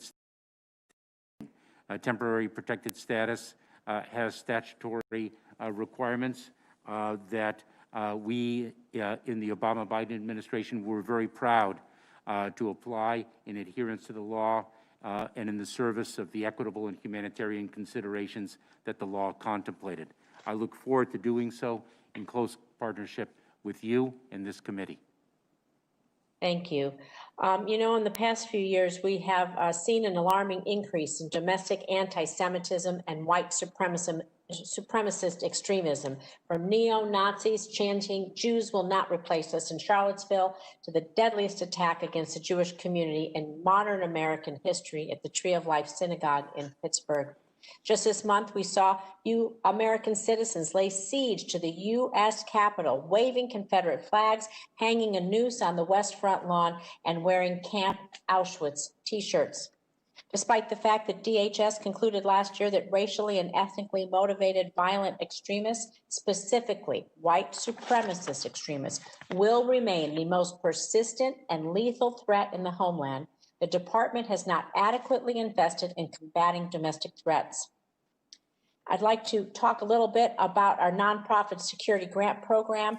FEMA provides this to synagogues, Jewish community centers, other nonprofits, houses of worship all across this country to protect against terrorist attacks.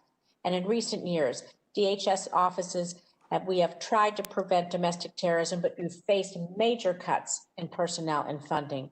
The department lacks a coherent strategy to combat anti-Semitism and white supremacist extremism online, which far too often, unfortunately, manifests itself in real-life actions.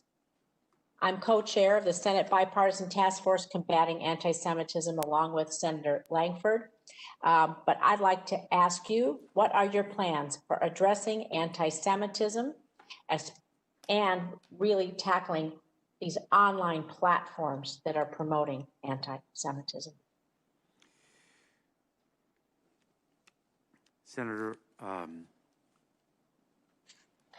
I am profoundly aware of the threat and existence of anti-Semitism in our country and the world. My mother lost her paternal grandparents and 7 uncles by reason of their Jewish faith in the Holocaust. My mother fled her home with her parents because of the Holocaust. I have dedicated a considerable amount of my personal and professional energy to battling anti-Semitism and discrimination of all forms. Most recently, I served on the advisory board of the Secure Community Network, sponsored by the Jewish Federation, to protect day schools, synagogues, and places of worship. I've worked with the Anti-Defamation League to battle discrimination and hate of all forms. Under my leadership as the Deputy Secretary of Homeland Security, we grew the nonprofit grant program to best protect minority communities, communities of faith, from the scourge of hate, and I would be privileged to work with you in this committee to make sure that we build on those advances and once and for all tackle this challenge that has caused so much pain to so many. Thank you. I have more questions. If there's a second round, I'll yield back my time. Thank you. Thank you, Senator Rosen. Senator Hawley. Thank you, Mr. Chairman. Mr. Mayorkas, thank you for being here. Congratulations on your nomination. Let me come back to a question that Senator Scott asked a moment ago regarding the border wall system. And I just wanted to follow up on your answer to make sure that I was clear. As you know, Congress has recently appropriated and enacted into law $1.4 billion in additional funding for the border wall system. My question is, I just wanted to be clear on this. Do you intend, if you are confirmed, to obligate and distribute those funds as they have been allotted and designated by Congress? Senator Hawley, I know that, as I previously expressed, President-elect Biden is committed to cease funding for further construction of the border wall. I would execute President-elect Biden's commitment in adherence to the laws that guide us. Does that mean, Mr. Mayorkas, that you intend not to obligate and spend the funds as directed by Congress? I mean, I'm aware of the President-elect's commitment, and I think it stands in some tension with the law passed, adopted, and duly enacted by this body. So I just want to be clear on where we're headed. Are you telling me that you don't think that the $1.4 billion that has been enacted, that has been directed towards the border wall system, that you will not follow the law and obligate that? I just am trying to understand what your position is going to be. Well, Senator, let me, if I may, strike at the fundamental point that I believe you were inquiring of, which is, will I follow the law on the execution of my responsibilities should I have the privilege of serving as the Secretary of Homeland Security? And the answer is yes, I will follow the law. And what I would need to do is to understand what the law provides with respect to the obligation of funds to construct the border wall, and see what the opportunities are to discontinue any such obligation if in fact the law permits, and act accordingly. Very good. That does answer my question, and you got right to the nub of it, which was what you'll do with regard to the law as it currently stands. So I look forward to seeing the actions that you take there. Let me come back to the subject of immigration policy a little bit more broadly. And speaking of the President-elect's plans, he has said that he intends to propose, as early as his first day in office, so tomorrow, a plan for amnesty to up to 11 million illegal immigrants. Now, I have to tell you, I have concerns about that, especially in this time of severe economic distress that has fallen disproportionately on working class Americans. Give me a sense of do you support a mass amnesty? 11 million is a very, very large number. Do you support mass amnesty on that scale? Give me a sense of your thinking on this. Thank you for the opportunity to speak to that important issue, Senator Hawley. President-elect Biden has committed to presenting Congress on day one with an immigration reform bill that once and for all fixes, I think, what we all can agree is a broken immigration system. And he has spoken of the need for a path to citizenship for the individuals who have been in this country for many years, who have contributed to our communities and to this nation's economic prosperity. I would be privileged to work with Congress to pass immigration reform legislation that provides that path and provides a permanent solution to what is clearly a broken system. Are you worried at all, Mr. Mayorkas, that an amnesty on that scale, such as envisioned by the president-elect, will become itself a pull factor? Senator Scott mentioned the recent migrant caravan from Honduras headed towards the United States that appears to have been disrupted in Guatemala. But are you concerned? I'm concerned about the pull factor here, as well as the policy, again, implications, particularly as it relates to working Americans. But are you concerned about a pull factor and an amnesty of that scale? Senator Hawley, I remember the bipartisan piece of legislation that the United States Senate proposed a number of years ago with the path to citizenship for individuals who had contributed to our nation's well-being for many years, and the fact that it spoke of certain requirements to ensure that individuals who had been here and contributed to the United States could gain that path, and those who had not yet arrived would not. But with respect to the pull and push factor, separately, if I may, Senator Hawley, let me speak to the push factor because I don't think its severity can be overstated. And I say this because President-elect Biden has articulated an ambitious and visionary plan for addressing the root causes of irregular migration. When loving parents are willing to send their young child alone to traverse Mexico to reach the dangerous southern border between the United States and Mexico because of the acute violence and severe poverty and the fear of persecution, I think we need to address the push factor as the gravest challenge to irregular migration. And therefore, the investment in countries where so many people are fleeing, the investments in building a refugee program in the Western Hemisphere and in the region, so that humanitarian relief is provided and our border is not the first place at which those needs are confronted, I think is a vital and underlying solution to the problem we confront. Thank you for that. Let me ask you two more questions. Mr. Chairman, I'll try to be brief. I want to ask you about the migrant protection protocols, and then I want to ask you about human trafficking. But just quickly, Mr. Mayorkas, on the migrant protection protocols, this is, as you know, the Trump administration's policy of processing migrants in Mexico, helping to restore a safe and orderly immigration process while deterring those dangerous crossings that you were just talking about. Do you anticipate continuing to implement the migration protection protocols, or will you end them?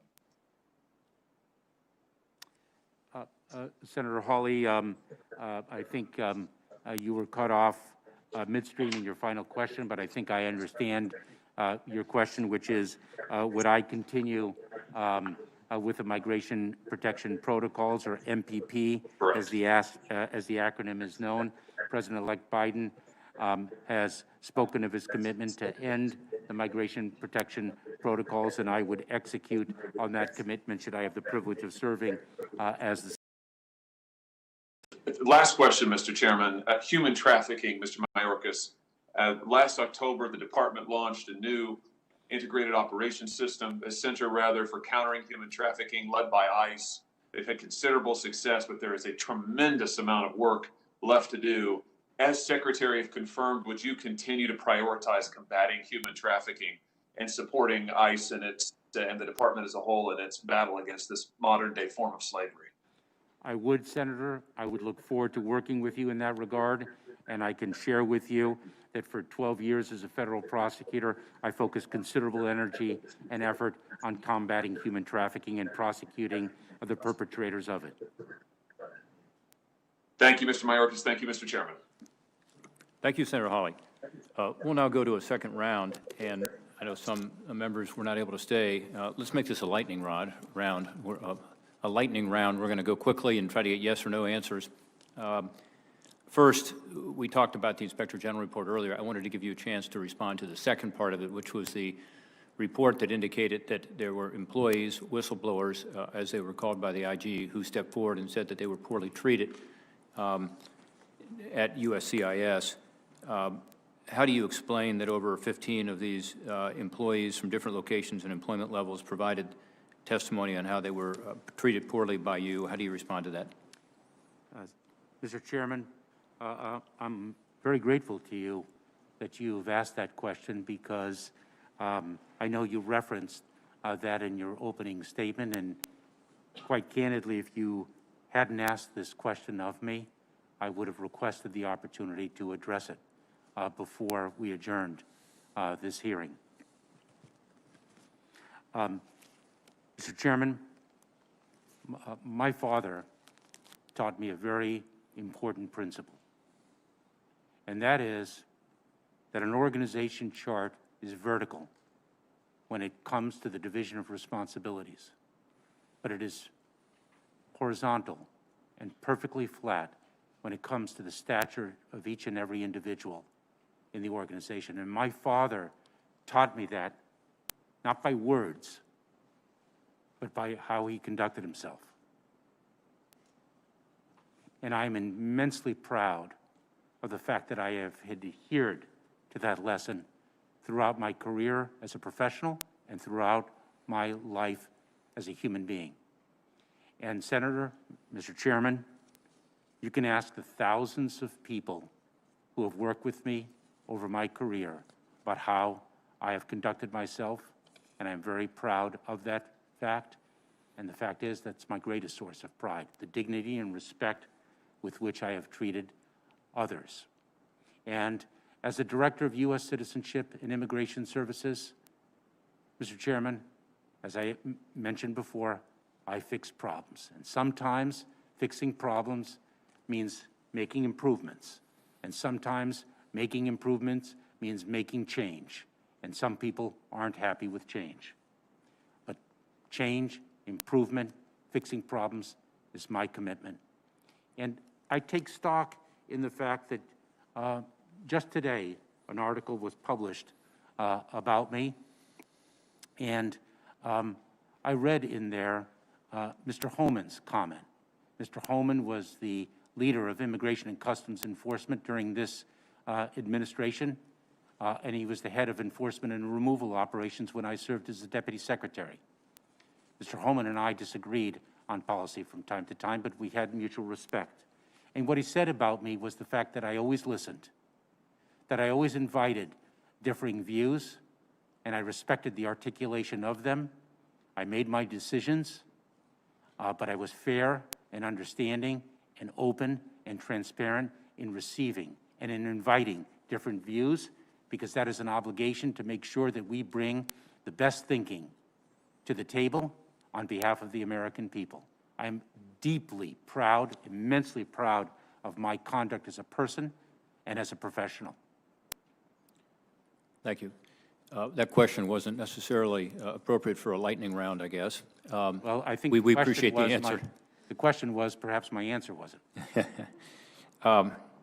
I have to make a comment here with regard to the IG, because one of my colleagues earlier questioned the integrity of the IG.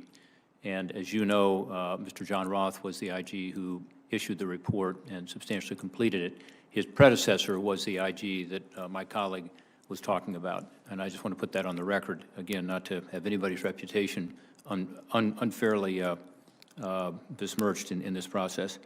And Mr. Roth, by the way, was widely regarded, now a private citizen. I did speak to him about the report, which he stands by, and unanimously confirmed by the Senate.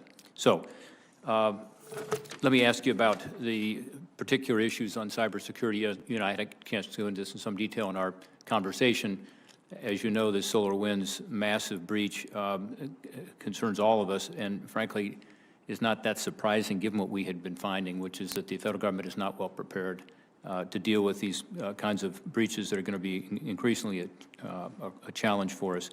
CISA, which is the group within the Homeland Security Department that you talked about earlier, I believe has been stretched too thin. You know, they did a great job on the elections, keeping cyber attacks from happening in the election, but they, unfortunately, during that same time period, did not even know about the Russian, apparently Russian massive cyber breach. Can you comment on what CISA should do going forward? It's a new agency. Congress have given them a lot of responsibility. I don't think we've given them an adequate mission that's focused enough or adequate resources to be able to carry out that mission. So that's my view. But what is your view on CISA? What do you commit to do if you are confirmed with respect to getting CISA on its feet as a federal coordinating body to deal with cyber threats? Mr. Chairman, this committee deserves tremendous praise for standing up CISA as the critical agency in the Department of Homeland Security that really owns the cybersecurity mission on behalf of the department. And I think Congress deserves credit for the NDAA's provisions, further equipping CISA to meet its statutory obligations and the challenges and opportunities that it confronts. CISA must improve the cyber hygiene of the federal government, the many departments and agencies throughout it. It must strengthen the public-private partnership, not only for the benefit, of course, of the federal government, but for the benefit of the private sector itself. I take stock of the fact that the Solarium Commission's recommendation for a national cybersecurity director was passed. I think this is going to require an all-of-government approach, and there's a great amount that will rest on the shoulders of CISA, and I hope I have the privilege to lead the department and support CISA in meeting those obligations. That's good. And you talked about cyber hygiene. The Federal Information Security Modernization Act, also known as FISMA, looks at the agencies every year and decides how they're doing, and DHS cybersecurity program was rated ineffective. So it's not just that CISA needs to work on the rest of government, there needs to be a little work in-house to be able to straighten that out. Are you committed to doing that? Absolutely, Mr. Chairman. We need to lead by example. We talked earlier a little about the drug issue, and as you know, I'm the author of the STOP Act, which has been effective at keeping some of this fentanyl from coming in from China by mail. Unfortunately, the department, particularly CBP, has not been moving forward as they should to be able to implement that. The CBP regulations regarding how the STOP Act will be implemented were due in October of 2019. October of 2019, they still haven't been finalized. As a result, the STOP Act, which said that we have to require China to provide this advanced electronic data on all packages by the end of last year, so a couple weeks ago, was not met. And Congress stepped in with my support, and we gave them another 3 months. Otherwise, hundreds of thousands of packages would have been turned away. But we've got to get these regulations in place, and we've got to be sure and meet that new March 15th deadline. Are you committed to doing that, to make sure those regulations are put in place and that we can get the STOP Act fully implemented?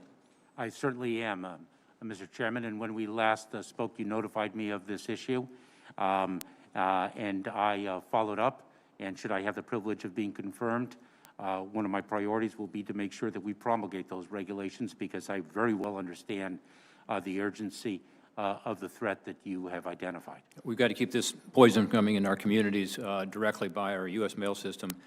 We know we have more to do on the border now, too, because that's where much of it has shifted. On E-Verify, I take your answer earlier to Senator Romney. I thought his question was excellent about the need for us to strengthen E-Verify. It's not just a matter of making sure that more companies step up and voluntarily use it, in my view. It's a matter of changing the program so it is more effective, and specifically, obviously, the issue of identification. If you have false identification, fraudulently obtained identification, then the program is not going to work effectively.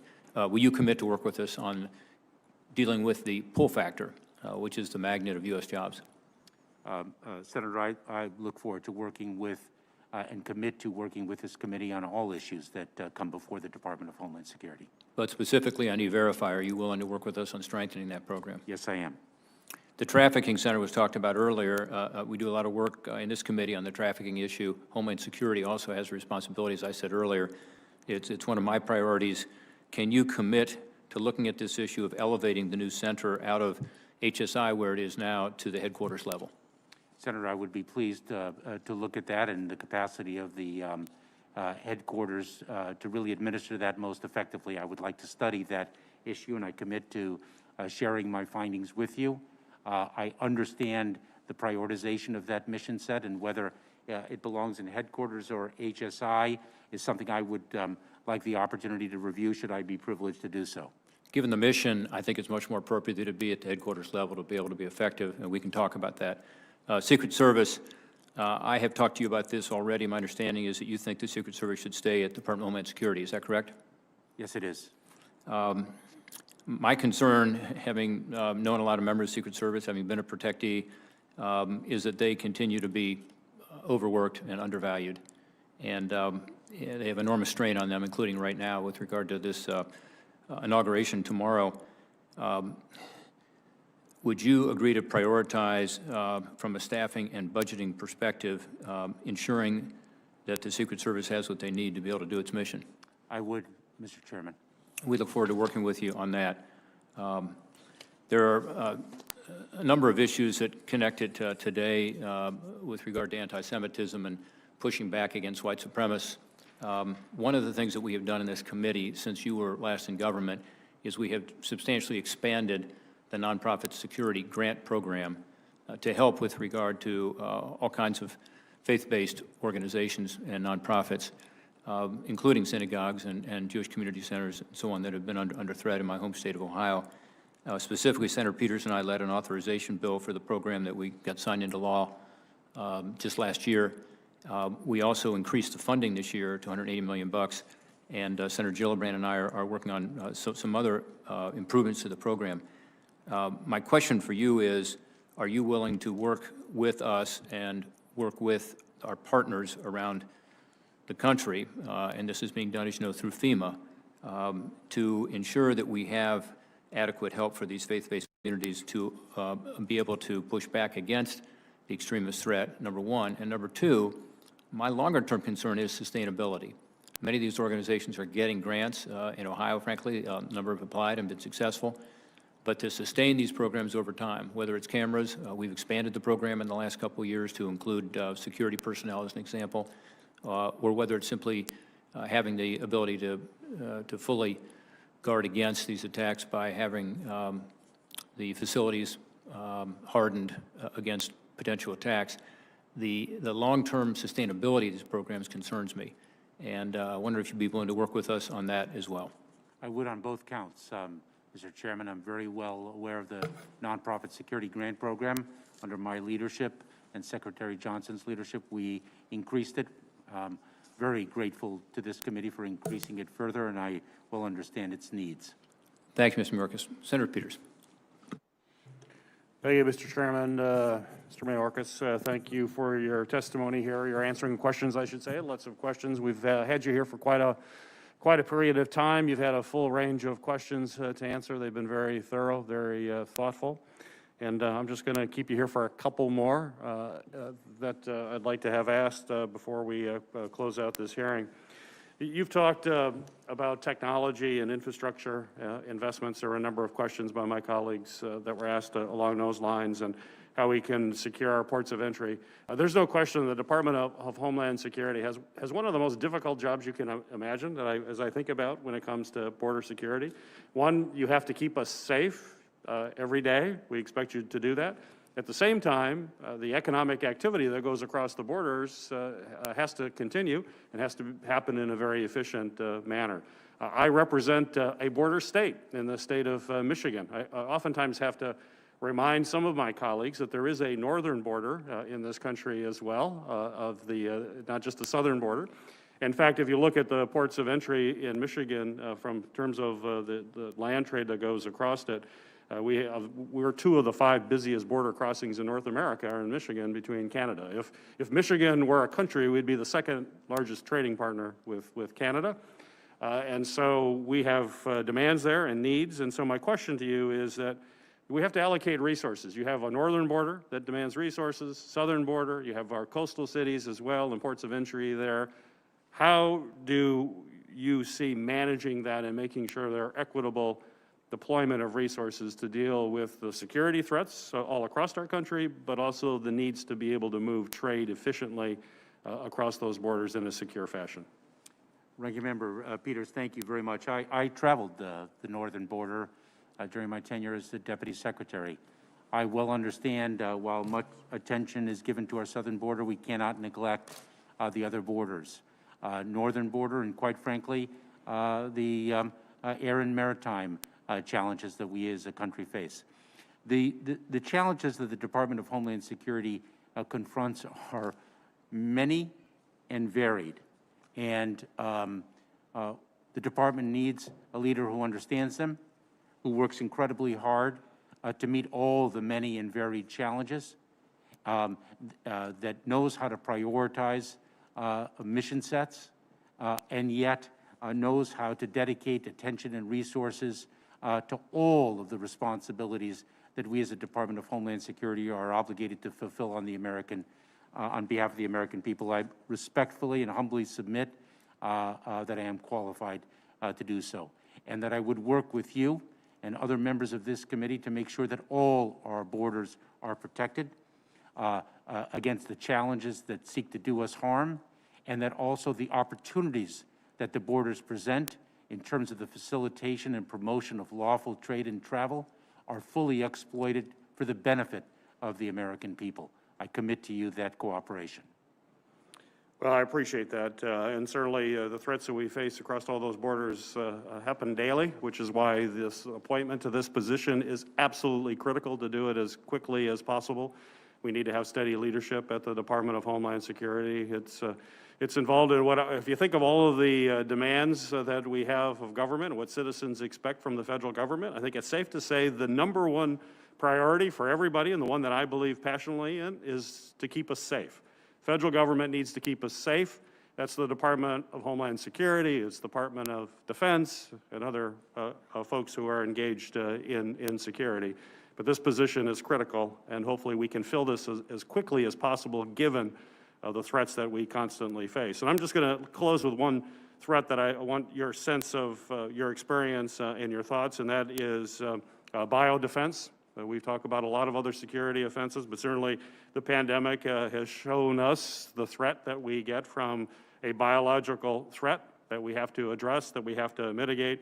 And federal preparations for disease outbreaks also include things like bioterrorism that could be used by not a natural occurrence of a bio threat like this pandemic, but we could be the subject of a bioterrorist attack.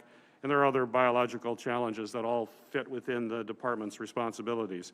But as you know, biodefense, like so many of your responsibilities within the DHS, it cuts across many different federal agencies. So my question to you, Mr. Mayorkas, can you speak about what experiences you've had as a deputy secretary that would inform you as to how we should approach these cross-cutting issues like biodefense?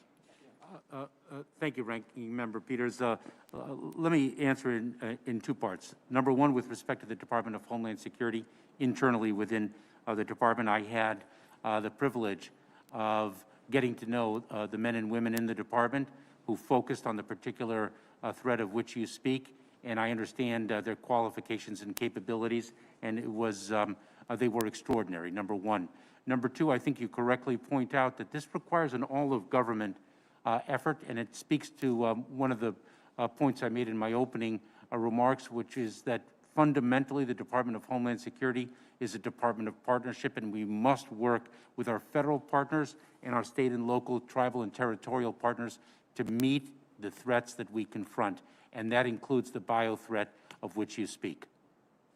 Thank you, Mr. Mayorkas. Thank you for your willingness to serve our country once again. Mr. Chairman, thank you. Thank you, Senator Peters. Mr. Mayorkas, thank you again for your testimony this morning, and we appreciate your willingness to serve, especially at a time when our government works to counter so many serious threats and future threats, as we've talked about today.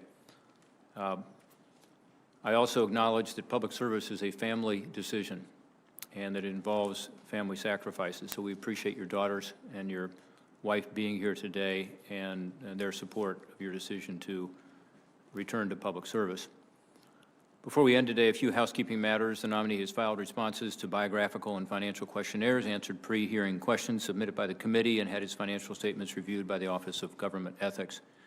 Without objection, this information will now be made part of the hearing record, and with the exception of the financial data which are on file and available for public inspection in the committee offices, all will be available in the record. The hearing record will remain open until 5 p.m. today, January 19, for submission of statements and questions for the record. With that, the hearing is adjourned. Thank you, Gary.